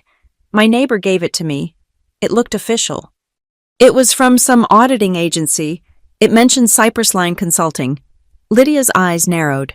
What did it say? I do not understand most of it, I said, rambling intentionally. It was full of legal words, but it said something about an audit flag on the consulting firm, and it mentioned foreign bank disclosures. Mom, I am scared. If the IRS thinks I'm involved with Cypress Line because you used my social security number, am I going to go to jail? I let my voice rise in panic. I read something about tax evasion. I babbled. The letter mentioned reaching out to donors to verify invoices. If they call Aunt Ruth... Lydia slammed her hand on the table. Silence. The cafe chatter continued around us. But our table was in a vacuum of sudden, icy rage. The fragile mother act evaporated. The red-rimmed eyes went hard and cold as stones. You have no right, she hissed. Her voice was low, venomous. You have no right to snoop in our ministry accounts. I did not snoop. I whined. The letter just came. It said something about a trust in the Caribbean. Lydia's face went pale, then blotchy red. She leaned across the table, her teeth bared. You stupid girl, she spat. Do you have any idea how specialized Maris K International Trust is? You cannot just accidentally see that. That is a fortress. There is no way you got a letter about that unless you stole Brent's passwords. Maris K International Trust. The name hung in the air between us. I felt the recording device against my skin, warm and humming. She had said it. She had named the offshore bank. I kept my face masked in terror. But inside, my heart was doing a victory lap. I did not steal anything, I cried. But Mom, the letter said they are reviewing 5 years of Harbor Lantern filings. It said they are going to interview every donor who wrote a check. This was the bluff. There was no letter, but Lydia did not know that. All she knew was that her house of cards was shaking. Lydia stood up so fast her chair screeched against the floor. "That is impossible," she muttered, more to herself than to me. Maris K is non-extradition. They do not share data, unless... She looked at me with pure hatred. "You stay away from this. Arya, do you hear me? You are out of your depth. You are a barista. You do not understand how the world works." She grabbed her purse. Her hands were shaking. But not from grief this time. From adrenaline. From fear. "I have to call Brent," she said. "We need to call the lawyers." She did not say goodbye. She did not hug me. She turned and marched out of the cafe, pulling her phone from her bag before she even hit the door. I sat there for a full minute, watching her go. I took a sip of my tea. My hands were trembling, but I forced myself to be calm. I reached up and tapped the silver pendant twice. Stop recording. I left a $5 bill on the table and walked out into the sunshine. I returned to the apartment, where the war room was fully active. Jenna had her laptop open, hooked up to 3 external monitors. Martin was on the phone with someone, speaking in low, rapid tones. "I got it," I said, walking in. Maris K International Trust. Martin stopped talking. He hung up the phone without saying goodbye. "Maris K," he repeated. "You are sure?" She said it to my face. I said, unclasping the necklace and plugging it into Jenna's computer. "She said it is a fortress. She said it is non-extradition." Jenna was already typing. "Maris K," she murmured. "Tiny island in the Caribbean, known for extreme banking secrecy, a favorite spot for people who want to hide money from the United States government." She pulled up a map. It was a speck of green in a sea of blue. Martin rubbed his hands together. "If they have an account there," he said, "and they have not filed an FBAR form with the IRS disclosing it, that is a felony per account, per year. And if they are moving donor money into it, that is money laundering on an international scale." Suddenly, a red alert box flashed on Jenna's center monitor. She had set up a script to monitor the DNS traffic coming from the Callaway's IP address. Something she explained was technically a gray area legally, but morally essential. "Activity," she said sharply. We crowded around the screen. "They are logging into everything," Jenna said, her eyes scanning the data stream. Bank of America, Chase, Harbor Lantern admin portal. She clicked a few keys. "Okay, here we go. A wire transfer request just initiated from the Cypress Line business account." "How much?" I asked. $40,000, Jenna said. "Destination. It is being routed through a shell bank in Miami." "They are running," Martin said. He sounded almost impressed. "You spooked them. Arya, you spooked them bad." Another alert popped up. Airline reservation. Jenna read, Delta Airlines, 2 one-way tickets. Departing Bayfield Harbor International tomorrow at 6 in the morning. Connecting in Miami. Final destination. She paused, looking at me. "Maris K. They are fleeing."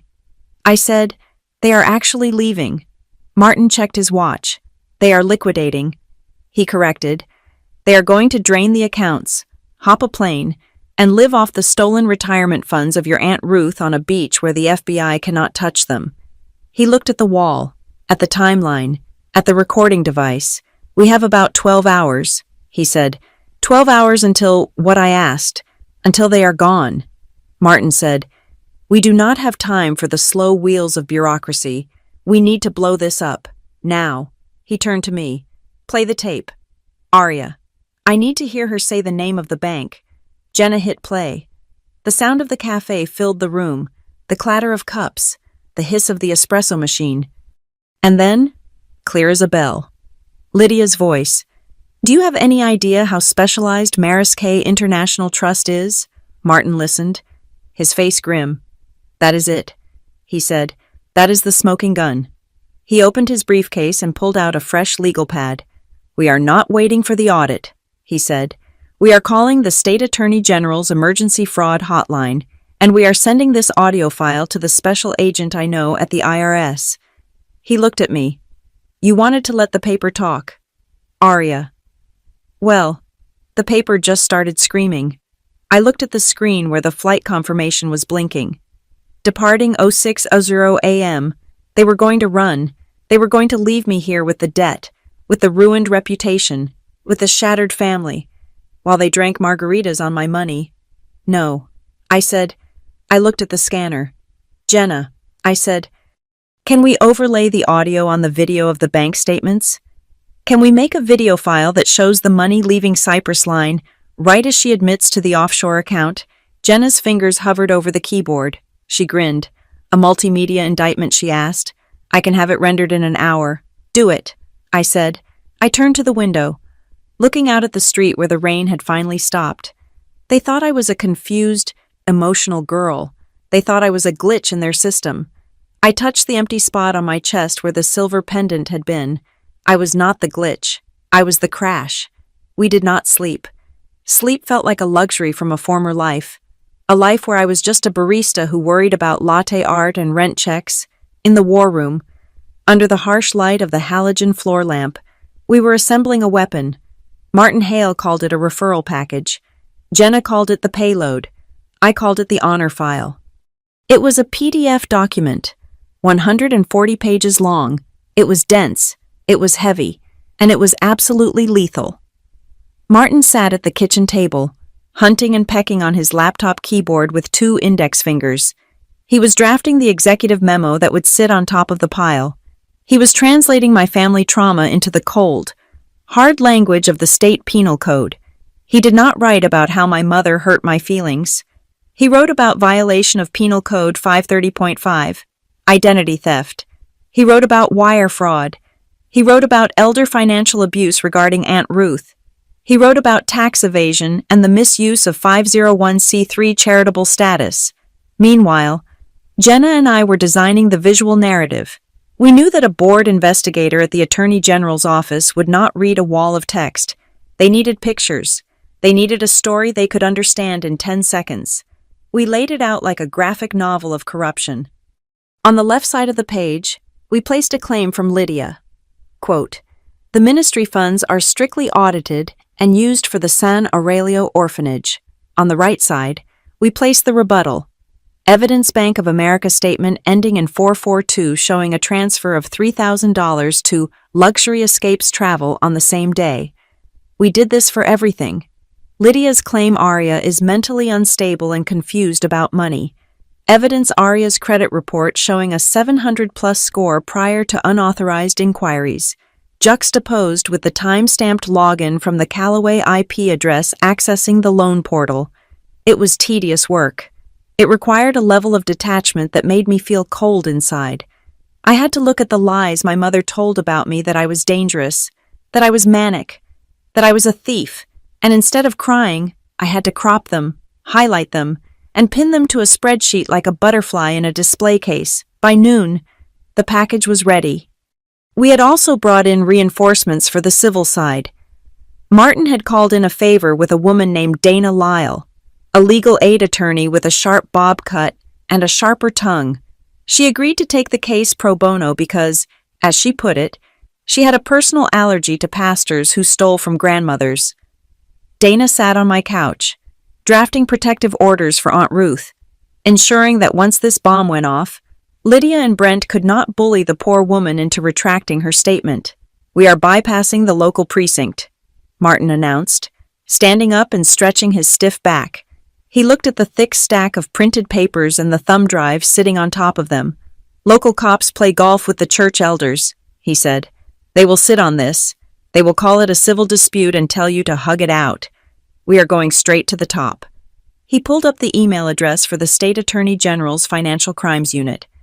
Then he added a carbon copy recipient, a specific agent inside the IRS Criminal Investigation Division, a man Martin had worked with on an insurance fraud case 10 years ago. Aria, Martin said, do the honors. I sat down at the computer. I attached the file. I watched the progress bar load. It took 30 seconds. 30 seconds to upload the proof of 5 years of theft. I hit send. The room went quiet. It was done. The story was no longer mine to carry alone. It was now sitting on a server in the state capitol. But I was not finished. I looked at Jenna, the church board. I said, Jenna nodded. She had already scraped the email addresses of the entire board of directors for New Dawn Fellowship. There were 8 of them, local businessmen, a retired teacher, the owner of a car dealership, people who had trusted Brent, people who had signed the checks. I opened a new email draft. I did not write a long, emotional plea. I did not ask them to believe me.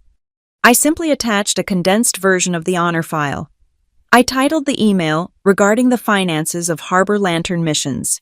And for the cover image, the very first thing they would see when they opened the attachment, I used Lydia's own weapon against her. Page 1 was a screenshot of the email Lydia had sent to the entire congregation 2 days ago. The one titled Prayers for Aria, where she called me delusional and begged people not to listen to my lies. Page 2 was a high-resolution photograph of my car windshield, the red paint dripping like blood under the street lamp, spelling out the word liar, and underneath the photo, I typed a single caption in bold black letters. You asked for prayers. I brought receipts. I sent it. Then I closed the laptop and waited for the world to burn. It took 48 hours. The first response did not come from the church. It came from the state. An email arrived from the Office of the Attorney General. It was brief, formal, and terrifyingly beautiful. Dear Ms. Mendoza, regarding your submission labeled Project Table 9, this case has been assigned to Investigator Davis of the Financial Crimes Unit. We have reviewed the preliminary documentation and established probable cause for further inquiry into Harbor Lantern Missions and Cypress Line Consulting. Please provide the original audio file referenced in Exhibit C immediately. I read it 3 times. Probable cause. It was the most romantic phrase I had ever heard. 2 hours later, Martin's phone rang. It was his contact at the IRS. Martin listened for a long time, nodding, jotting notes on his legal pad. When he hung up, he looked at me with a grim satisfaction. He says the discrepancies are significant. Martin said, apparently, Cypress Line Consulting has reported 0 income for 3 years. Despite the fact that we can prove 6 figures flowed through it, the IRS does not like it when you hide a Lexus in a business expense. They are opening a preliminary review. The machinery was turning. The giant, grinding gears of the bureaucracy had caught the Callaway's hem, and they were starting to pull. Then came the local fallout. My burner phone started buzzing with text messages from numbers I did not recognize. This is Thomas Miller, former treasurer at New Dawn. I got your email. I left 3 years ago because of concerns about cash handling that Pastor Brent refused to address. I have records. Who do I send them to? I forwarded him to Martin immediately. Another email came in from a current board member, simply stating, the board has called an emergency meeting for tonight. Pastor Callaway has been asked not to attend. They were panicking. The blindfold had been ripped off, and suddenly the holy facade looked a lot like a ledger full of holes. But the Callaways were not going to go down quietly. They were doing exactly what Jenna had predicted. They were liquidating. Jenna had set up alerts on every resale site and marketplace she could think of. At 3 p.m. on that second day, a notification popped up on her screen. New listing, The Real, Men's Patek, Felipe Calatrava, vintage, mint condition, seller location, Bayfield Harbor. That is the watch, I said, pointing at the screen. That is the watch Brent bought with the roof repair fund last year. He calls it his pastoral prestige piece. He is selling it for $12,000, Jenna said. He is trying to get cash fast. Another alert. Flight cancellation. Delta Airlines. Trip to San Aurelio. They canceled the mission trip, Jenna noted. But they did not cancel the connection to Miami. They are just cutting the losses on the group tickets. They are still planning to run. Then came the banking alert.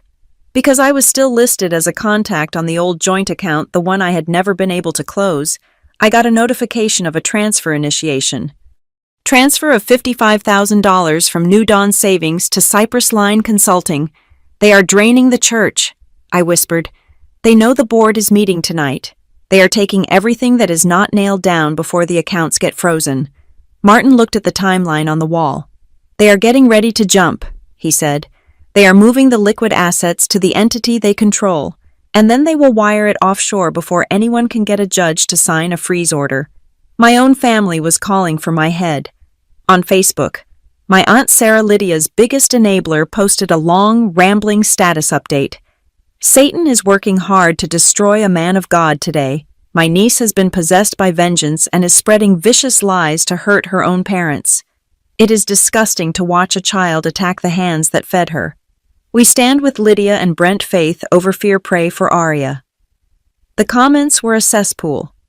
People I had known since Sunday school were calling me bitter, ungrateful, and mentally ill. They said I needed Jesus. They said I needed medication. They said I was jealous of my parents' anointing. I sat there, reading the hate, feeling the urge to reply. I wanted to post the bank statements. I wanted to scream at them that they were defending thieves who would steal their retirement next. Jenna saw me hovering over the keyboard. She reached out and gently closed the laptop screen. "Do not," she said. "But they are lying," I said, my voice thick with frustration. "They are turning everyone against me. Let them," Martin said from the table. I looked at him. "Let them talk," Martin repeated. "Every post they make, every lie they tell, every person they recruit to harass you, it is all evidence." He stood up and walked over to the wall, tapping the section where we had pinned the hate mail. "You are not fighting a public relations war anymore, Aria. You are fighting a legal one. And in a legal war, silence is your shield." He gestured to the stack of files that we had sent to the Attorney General. "You have placed their story in the hands of people who do not care about prayer chains," Martin said softly. "They do not care about family politics. They do not care about who brought the best potato salad to the potluck." He looked me in the eye. "They care about numbers. They care about the law. And right now, the numbers say your parents are criminals." I took a deep breath. I let the air fill my lungs, pushing out the need to be understood, the need to be validated by my family. I realized then that I did not need Aunt Sarah to believe me. I did not need the church gossip circle to apologize. I did not need my mother to admit she was wrong. I just needed the paper to be undeniable. I picked up my burner phone and typed a text to Dana. "The attorney, they are moving the money. Brent is selling the watch. They are getting ready to leave." Dana replied instantly. "Got it. I am attaching the screenshots of the listings to the emergency motion for the asset freeze. Judge Cho is reviewing it in the morning. Sit tight." I looked at the timeline on the wall one last time. The string connecting the Patek Philippe to the offshore account was tight, vibrating with tension. "Let them run," I said to the empty room. "It just makes them look guiltier when they get caught." That night, I slept. I did not sleep well. I dreamed of red paint and shredders, but I slept. I slept with the knowledge that while the Callaways were frantically packing their bags and scrubbing their hard drives, a man named Investigator Davis at the Financial Crimes Unit was reading page 42 of my file and reaching for his phone. The trap was set. All they had to do was try to walk out the door. The machinery of justice is loud, grinding, and terrifyingly slow, until the moment it isn't. Then it is an avalanche. For 2 days, we had sat in the war room, watching the digital pulse of the Callaways panic. We watched them move money. We watched them list heirlooms. We watched them book flights. But while we were watching them, the state of California was finally watching the paper. Investigator Davis from the Financial Crimes Unit had not just read the honor file, he had weaponized it. He had reached out to the Bayfield Police Department, specifically to a Detective Monroe, a man who had previously dismissed my complaints as a domestic squabble. But when the Attorney General's office calls you and mentions the words wire fraud and organized theft ring, suddenly the local police become very interested in family drama. Together, they had gone to a judge. They presented the evidence of the offshore accounts, the shell companies, and the imminent flight risk posed by the airline tickets to Miami. The judge did not hesitate. She signed an emergency asset freeze on every account tied to Lydia Callaway. Brent Calloway, Harbor Lantern Missions, and Cypress Line Consulting. Then, she signed a no-knock search warrant for the house on Maple Ridge Drive. And finally, she signed a judicial order to drill open their safe deposit box at Bayfield Community Bank. It all went down at 6:15 in the morning on a Tuesday. The sun was just starting to bleed through the fog in Bayfield Harbor, in Maple Ridge Estates. The sprinklers were hissing on the manicured lawns. It was the kind of quiet, respectable morning that my mother lived for. I was not there. I was sitting on my couch in the apartment, huddled under a blanket with Jenna, on the coffee table. Jenna's laptop was open, streaming a live feed. We did not have access to my parents' security system. Brent had changed those passwords hours ago. But we had something better. We had the login for the Ring camera of the neighbor across the street, a nice woman named Mrs. Gable, who had once hired me to take photos of her pug and had never changed her guest password. The camera angle was perfect. It showed the Calloway's driveway, their front porch, and the shiny new Lexus sitting there like a trophy. "Here we go," Jenna whispered. Two black SUVs rolled silently down the street. They did not use sirens. They did not flash lights. They pulled up to the curb with a menacing, heavy precision. 4 officers got out of the first car. 2 were in uniform. 2 were in suits with windbreakers that said State Investigator in yellow letters on the back. Detective Monroe got out of the second car. They walked up the driveway. There was no hesitation. There was no polite knocking. They hit the door. I watched on the grainy screen as the front door swung open. I saw Brent. He was wearing his monogrammed silk robe, the one he liked to wear while drinking his imported coffee and lecturing me about fiscal responsibility. He looked confused. He was holding a mug. Detective Monroe stepped forward and held up a piece of paper, even on the small screen. I saw the color drain from Brent's face. It was not a pale wash. It was a total collapse of blood flow. He went gray. He dropped the mug. I could not hear the sound, but I saw it shatter on the porch tiles. They stepped inside. The feed showed them disappearing into the house, swallowing my parents' sanctuary whole. I let out a breath I felt like I had been holding for a week. "They are inside," I said. Jenna squeezed my hand. "They are not just inside, Arya. They are tearing it apart." We found out the details later from Martin, who received updates from his contact. The raid was surgical. They did not just look for money. They looked for the architecture of the lie. In the home office, they found 3 laptops and 4 external hard drives.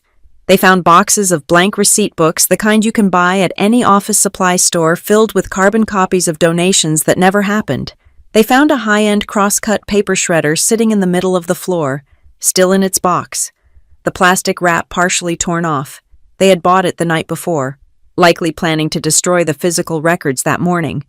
They were 12 hours too late, but the smoking gun was not in the office. It was in the master closet, tucked inside a shoebox on the top shelf, hidden behind Lydia's collection of designer boots. The shoebox was labeled Backup Plastics. Inside, investigators found 22 credit cards. They were neatly organized with rubber bands. 7 of them were in my name. 5 were in Aunt Ruth's name. The rest belonged to various elderly members of the congregation, people who had likely handed over their information for automatic tithing and never checked their credit reports. Most of the cards were inactivated, kept in reserve for when the current lines of credit maxed out. It was a farm. They were farming us. While the police were bagging evidence at the house, another team was walking into the lobby of Bayfield Community Bank. They presented the warrant to the branch manager, a man who I imagine turned very pale when he realized the FBI was effectively drilling into his vault. They drilled the lock on safety deposit box number 402. Inside, they did not find family heirlooms. They found envelopes of cash thick, heavy stacks of $100 bills that totaled nearly $40,000. They found a handwritten ledger, a black notebook where Brent had meticulously tracked the real donations versus the reported ones. And sitting right on top of the cash was a single sheet of paper, a printed wire confirmation from 6 months ago, confirming the transfer of $120,000 to an account at Maris International Trust in Maris K. It was the physical proof of the offshore account. It was the nail in the coffin. Back in the war room, A red alert flashed on Jenna's screen. "He is trying to wipe it," she said, her fingers flying across the keyboard. "What I asked. Brent, or maybe Lydia.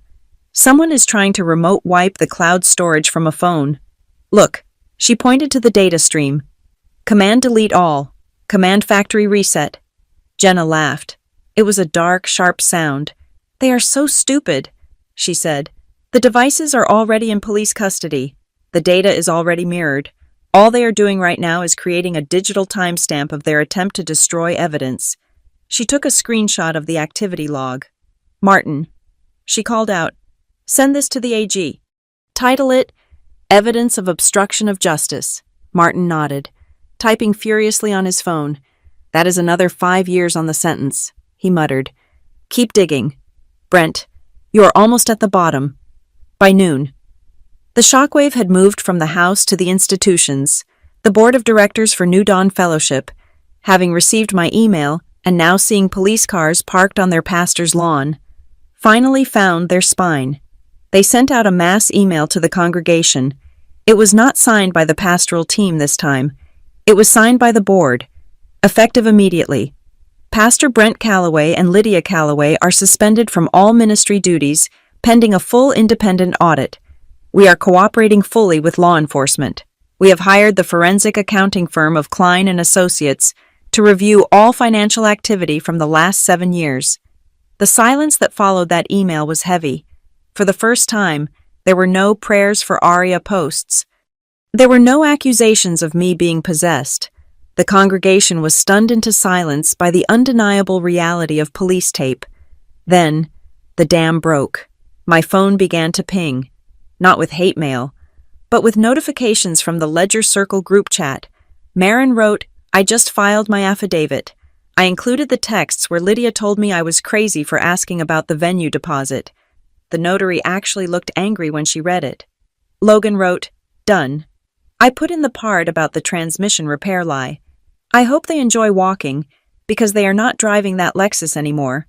And then, a message from Aunt Ruth. "I am at the bank." She wrote, "I brought my folder. I asked to speak to the manager about reporting elder financial abuse.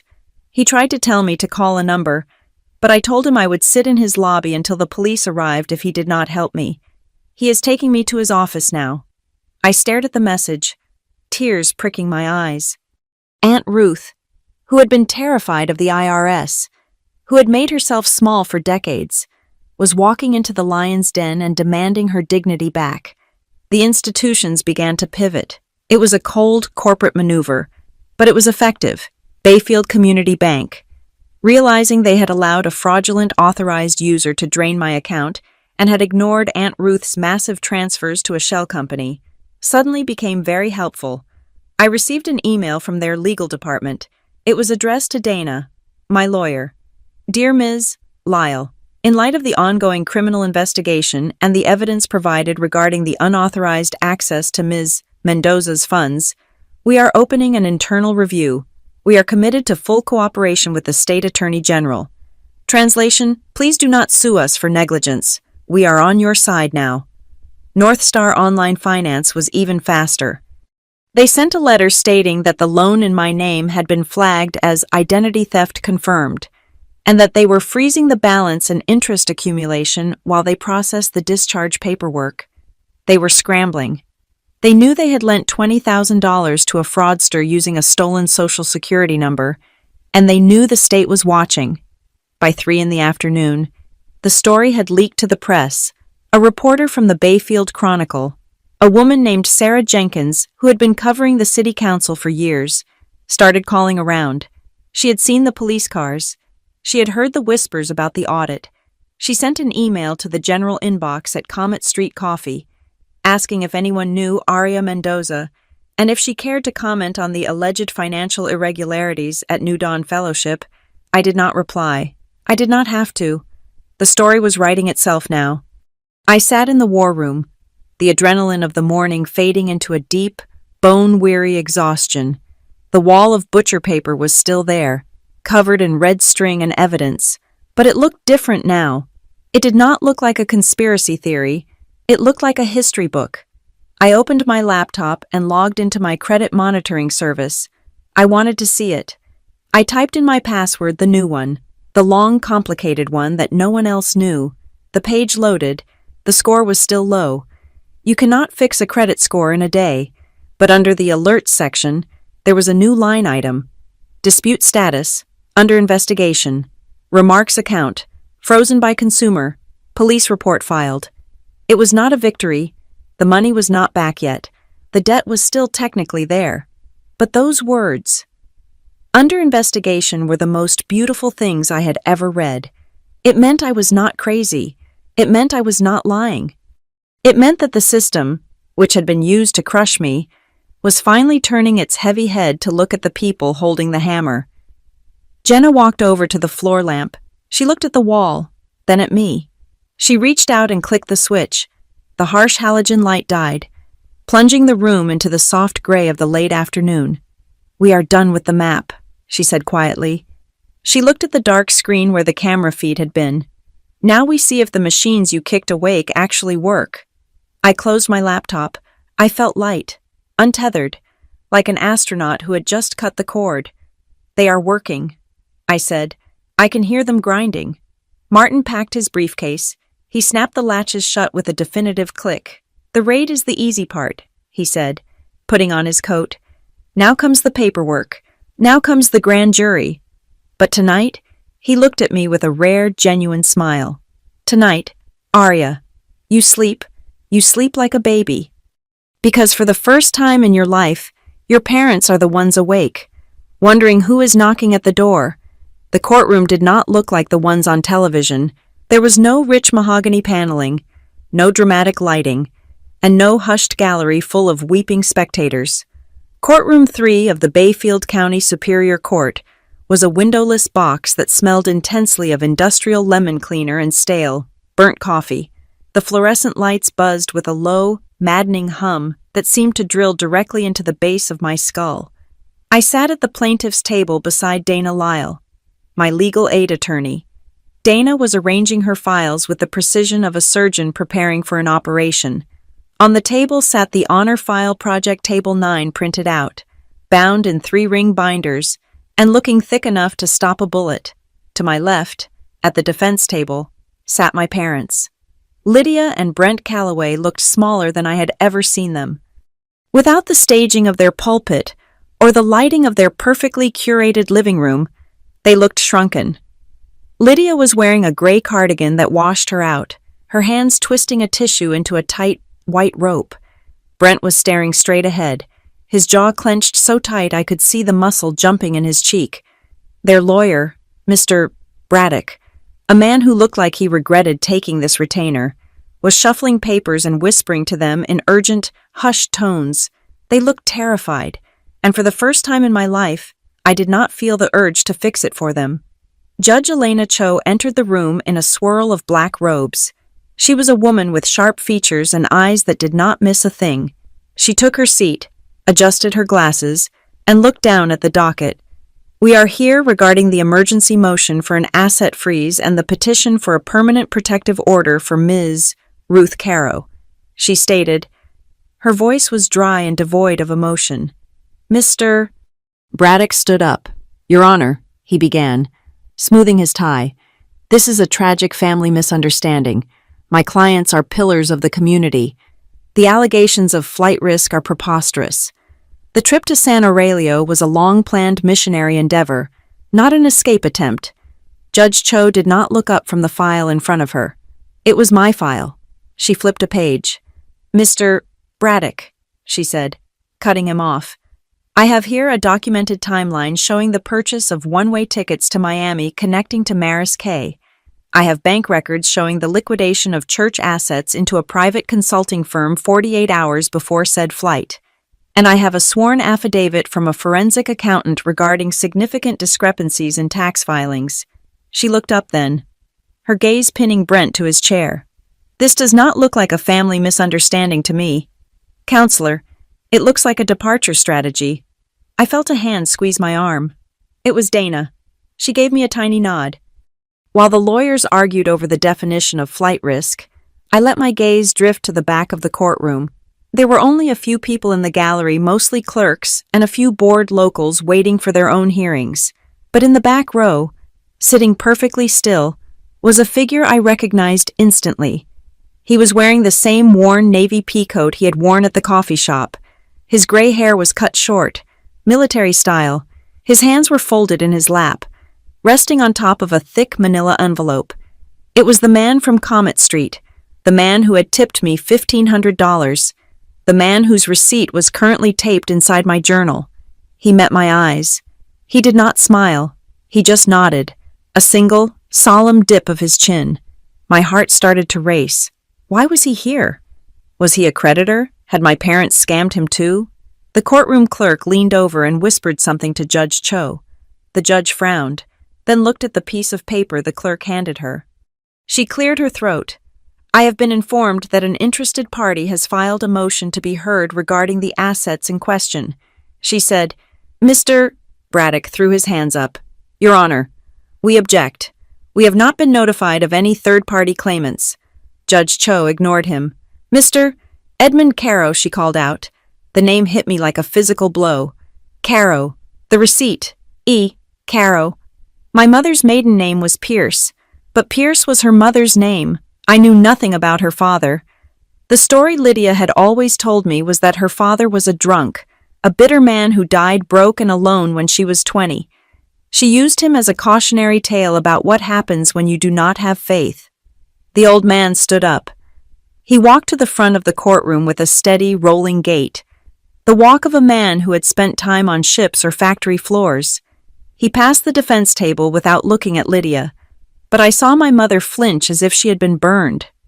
Brent turned a color that resembled wet ash.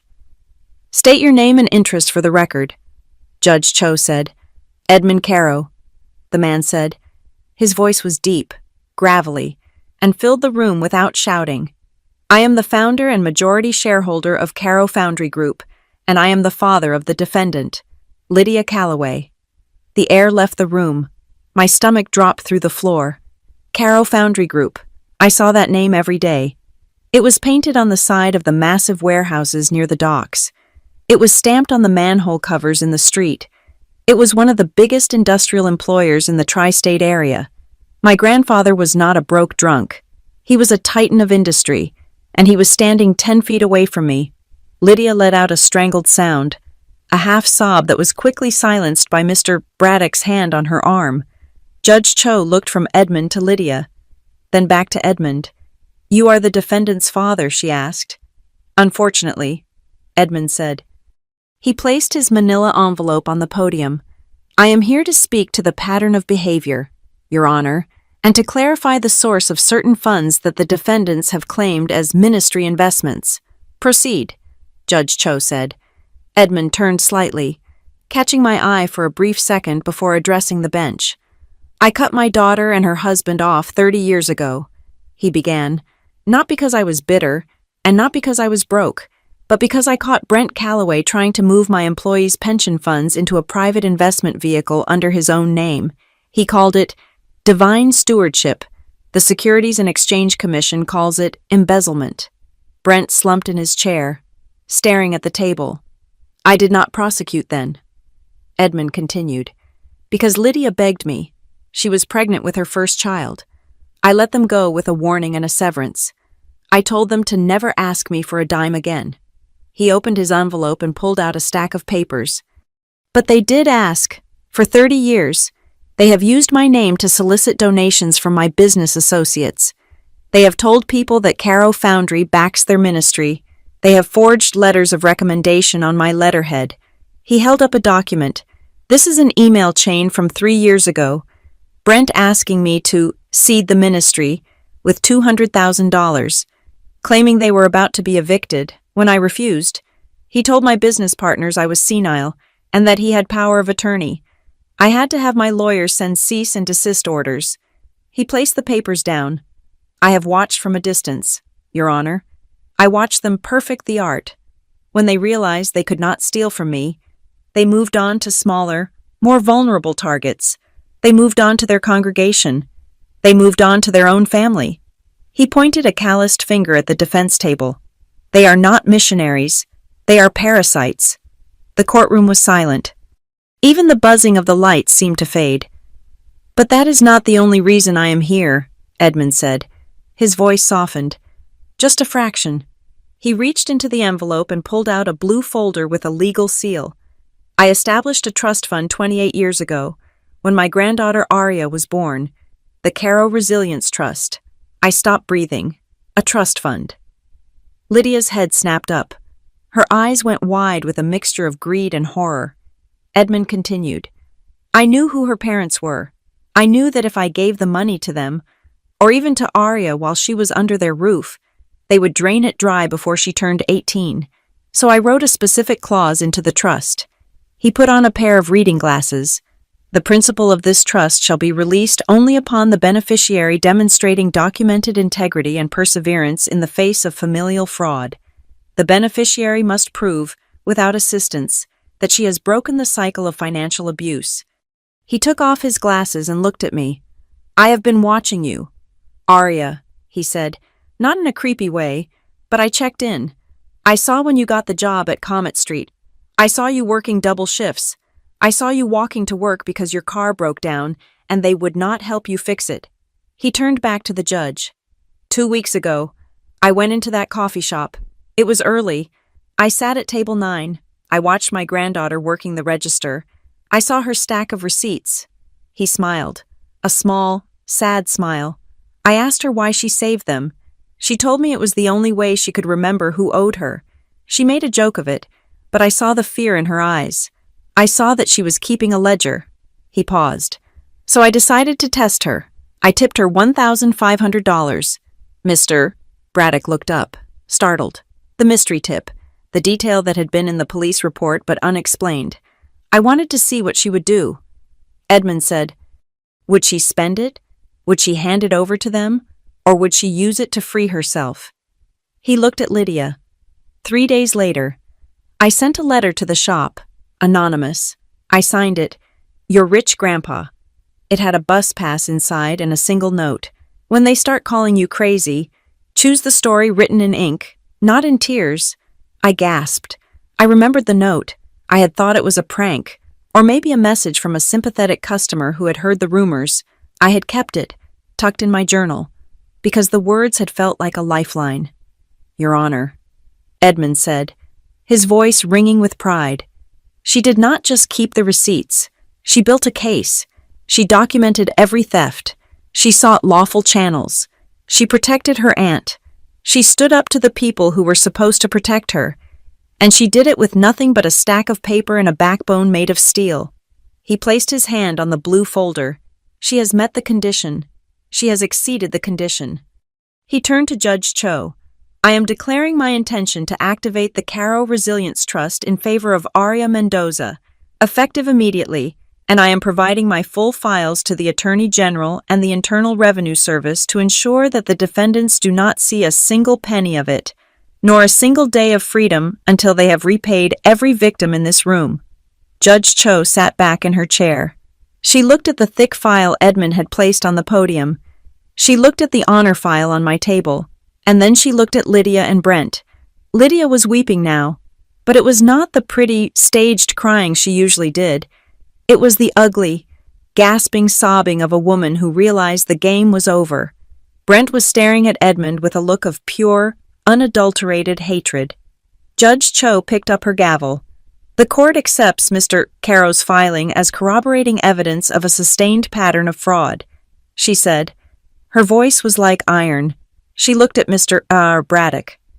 Counselor, your argument that this is a family feud is officially rejected. The court views this as a criminal enterprise operating under the guise of a religious institution. She banged the gavel. It sounded like a gunshot. The motion for the asset freeze is granted and extended indefinitely. The protective order for Ruth Caro is granted. Permanent, 500 yards. And regarding the defendants, she glared at them. I am revoking bail. You are remanded to custody pending the filing of federal charges. 2 bailiffs stepped forward. I watched as my mother stood up. She looked at me. For a second, I thought she might apologize. I thought she might finally be a mother. You ungrateful brat, she hissed. You ruined everything." The bailiff grabbed her arm and spun her around. I did not flinch. I did not look away. I looked past her. To the tall, broad-shouldered man in the navy peacoat standing at the podium. Edmund Caro winked at me. It was not a playful wink. It was a signal. It was an acknowledgement. I looked down at my hands. They were steady. The hearing was over. The trust was real. The money real money. Safe money. Money that came with no strings attached, except the truth was waiting. But as I watched them lead my parents away in handcuffs, I realized something. The $1,500 had never been about the money. It had been a permission slip. It had been permission to stop being a victim and start being an accountant. And the old man was right. The ink told a much better story than the tears ever did. You would think that after being humiliated in open court, stripped of their assets, and ordered to surrender their passports by 5 p.m, my parents would have gone home and hidden under the covers. But narcissism is a hell of a drug, and desperation is a dangerous chaser. Judge Cho had been clear. Surrender the passports. Stay in the county. Prepare for federal indictment. Instead, Lydia and Brent Calloway decided to pull one last, incredibly foolish trick. They did not go to the courthouse to hand over their documents. They went to the passport agency in the city, armed with a fresh lie about their originals being lost in a home burglary, and expedited 2 emergency passports. Then, they drove straight to Bayfield Harbor International Airport. It was 6 a.m. on a Wednesday. They were booked on a different flight this time, a budget carrier connecting through Dallas to Mexico City, and then presumably onto Maris Cay. They stood in the boarding line at Gate B12, wearing oversized sunglasses and hats, looking like bad celebrities trying to avoid paparazzi. I was not there, but I watched the footage later. It was better than any movie I could have paid to see. Just as the gate agent scanned Brent's boarding pass, the line stopped. Detective Monroe stepped out from the jet bridge door. He was flanked by 2 state investigators in windbreakers, Brent Calloway Monroe asked, his voice loud enough to carry over the terminal announcements. Brent froze. He dropped his carry-on bag. It hit the floor with a heavy thud. Lydia tried to pivot. She actually tried to turn around and walk back through the line of people, pushing past a mother with a stroller. "Excuse me," she muttered, panic rising in her voice. "I need to use the restroom. I forgot something." One of the state investigators stepped in her path. "You are not going to the restroom, Mrs. Calloway," he said. "You are going to jail." The entire gate area went silent. Then, inevitably, the phones came out. Passengers started recording. Monroe grabbed Brent's wrists and spun him around. "You are under arrest for violation of a court order, flight to avoid prosecution, and multiple counts of wire fraud," Monroe announced. He clicked the handcuffs shut. Click, click, Lydia screamed. It was not a scream of fear. It was a scream of indignation. "This is a mistake," she shrieked as the investigator cuffed her. "We are missionaries. We are on the Lord's business." "The Lord does not require emergency passports for a flight to a non-extradition country," Monroe said dryly.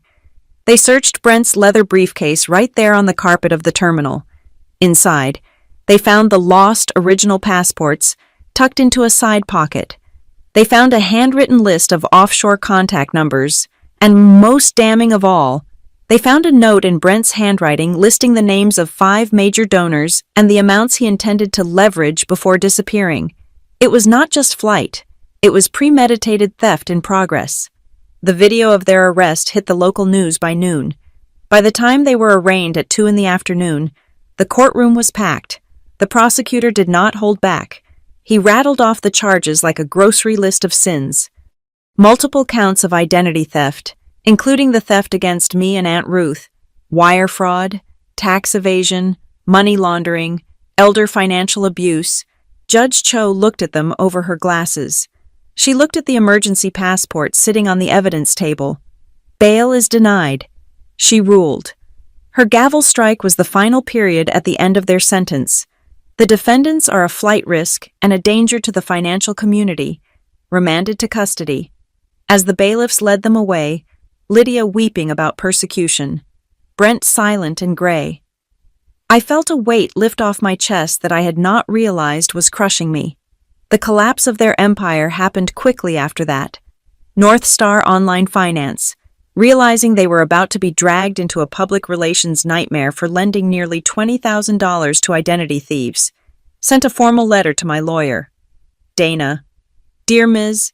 Mendoza, we have completed our fraud investigation. The loan in the amount of $19,800 has been voided. All interest and fees have been waived. We apologize for the distress caused by our verification failure and have agreed to reimburse your legal fees. 2 days later, Bayfield Community Bank followed suit. Under immense pressure from the Attorney General and the IRS, they restored the $11,600 stolen from my savings account, plus interest. They also issued a formal letter of correction to all 3 credit bureaus, stating that the adverse history was a result of criminal fraud. I sat in the war room, which was slowly turning back into a living room, and watched my credit score tick up. It was not back to 700 yet, but the delinquent flags were gone. I was solvent again. The church fell apart even faster. The forensic audit report was released to the congregation on Sunday morning. It was devastating. Over 80% of the so-called mission funds raised for the San Aurelio orphanage had never left Bayfield Harbor.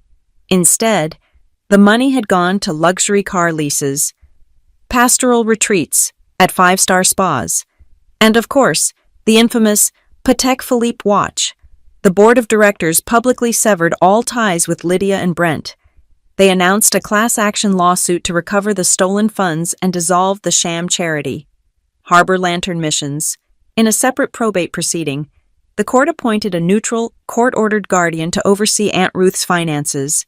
The order permanently shielded her from any assistance or contact from the Callaways. Ruth called me that night, crying happy tears. For the first time in years, she was not afraid to answer her phone, but the real turning point came on a Tuesday afternoon, 2 weeks after the arrest. I met Edmund Caro at a small, cluttered law office downtown. The room smelled of old paper and dust, a smell that I was starting to associate with justice. Edmund slid a thick folder across the mahogany table. The Caro Resilience Trust, he said. I opened it. It was a thick document, filled with legal jargon. But the terms were clear. It was not a handout. It was not a blank check. It was a partnership. The trust outlined a matching grant structure. For every dollar I raised and invested legitimately into a business, the trust would match it 3-to-1. It would cover the startup costs for a commercial space. It would cover the equipment. But there were conditions. You have to file clean books, Edmund said, tapping the paper with his finger. Monthly audits, independent accountant, no borrowing from the till, no commingling of funds. He looked me dead in the eye. If you ever run a ministry-style game, Aria, if you ever try to leverage people's guilt for money, the trust revokes itself immediately and the assets revert to charity. I looked at the contract. It was strict. It was rigorous. It was exactly what I needed. I do not want free money, I said. I just want a fair start. Edmund handed me a pen, a heavy, expensive fountain pen. Then sign, he said. I signed my name, Aria Mendoza. The hand that held the pen was steady. I let out a shaky laugh as I put the final period on the signature. Done, I whispered. The next day, my phone rang. It was the brand manager from Sunrise Pantry. He had read the follow-up story in the Bayfield Chronicle, titled Barista Exposes Church Fraud Ring. Aria, he said, sounding humble. Look, we made a mistake. We got scared of the noise, but we see the truth now, the way you handled this, the documentation, the professionalism. It is impressive, he paused. We want to rehire you, not as a freelancer. We want to sign a long-term contract with your company, my company, I repeated, tasting the words. Mendoza and Company Visuals, he said, or whatever you decide to call it. We have a spring campaign that needs shooting, and we want you to lead it. 6 months later, the smell of stale detergent and damp lint was finally gone, replaced by the rich, dark aroma of single-origin espresso and the chemical tang of developer fluid. I stood in the center of the empty shell of an old laundromat across the street from Comet Street Coffee. The floors had been stripped down to the original concrete. The walls were freshly painted a crisp, gallery white. I held the lease in my hand. This was it. Ledger and light, a hybrid space, specialty coffee in the front, a professional photography studio in the back, a place where local makers could get their products shot professionally while drinking the best pour-over in the city. The late afternoon sun streamed through the front windows, painting golden rectangles on the floor. The bell above the door jingled. I turned to see Edmund Caro walking in. He was wearing his signature navy pea coat. Despite the mild weather, he was carrying a cardboard carrier with 2 drip coffees from Comet Street. He walked over to me and handed me a cup. Black, he said. No sugar. Thank you, I said. Taking it, the warmth seeped into my fingers. He looked around the empty space. He nodded approvingly at the exposed brick, at the counter framing that was just starting to go up. Good bones, he said. It needs work. I said, a lot of work, but the wiring is new, and the plumbing passes code. Edmund reached into his coat pocket. He pulled out a small, flat object. It was a piece of paper, carefully laminated in heavy plastic. He handed it to me. I looked down. It was the receipt, the original thermal paper slip from that morning at Comet Street. Tip $1,500. Signed E. Caro. The ink was starting to fade, but under the lamination, it was preserved forever. You kept the slips, Edmund said softly. That is why this place is yours. Most people throw them away. Most people want to forget the cost. You remembered. He took a sip of his coffee. Your parents are going to trial next month, he said. The prosecutor is asking for 10 years. They are going to have a lot of time to think about their accounting. I ran my thumb over the smooth plastic of the receipt. I do not hate them, I said, surprised to find it was true. I do not owe them anything anymore. The ledger is balanced. Edmund smiled. It was the first time I had seen him truly smile, and it made him look 10 years younger. That is the only freedom there is. Kid. He walked over to the front window and looked out at the street. I walked behind the rough frame of what would be the espresso bar. I took a piece of heavy-duty tape and affixed the laminated receipt to the wall, right where the espresso machine would sit. It would be hidden from the customers. Only I would see it, a private relic. A reminder that when the world tries to gaslight you, when they try to steal your reality, you do not scream, you do not fight with tears, you fight with paper. Outside, a city bus hissed to a stop at the corner. I watched it idly, remembering the days I sat in the back row, counting quarters for rent, terrified of my own phone. The bus doors opened, swallowed a few passengers, and rumbled away, leaving nothing but clear air behind it. I turned back to my empty shop. I could already picture the espresso machine gleaming under the lights. I could smell the grind. I could see the first honest shot being pulled dark, rich, and paid for with my own money. I took a sip of my coffee. It tasted like the future. Thank you so much for listening to Aria's story and following her journey from a victim of fraud to the owner of her own destiny. I would love to know where you are tuning in from today. So please comment your city or country down below. It is always amazing to see how far these stories travel. If you enjoyed this story, please make sure to subscribe to the Maya Revenge Stories channel, like this video, and hit that hype button to help us share this story with even more people.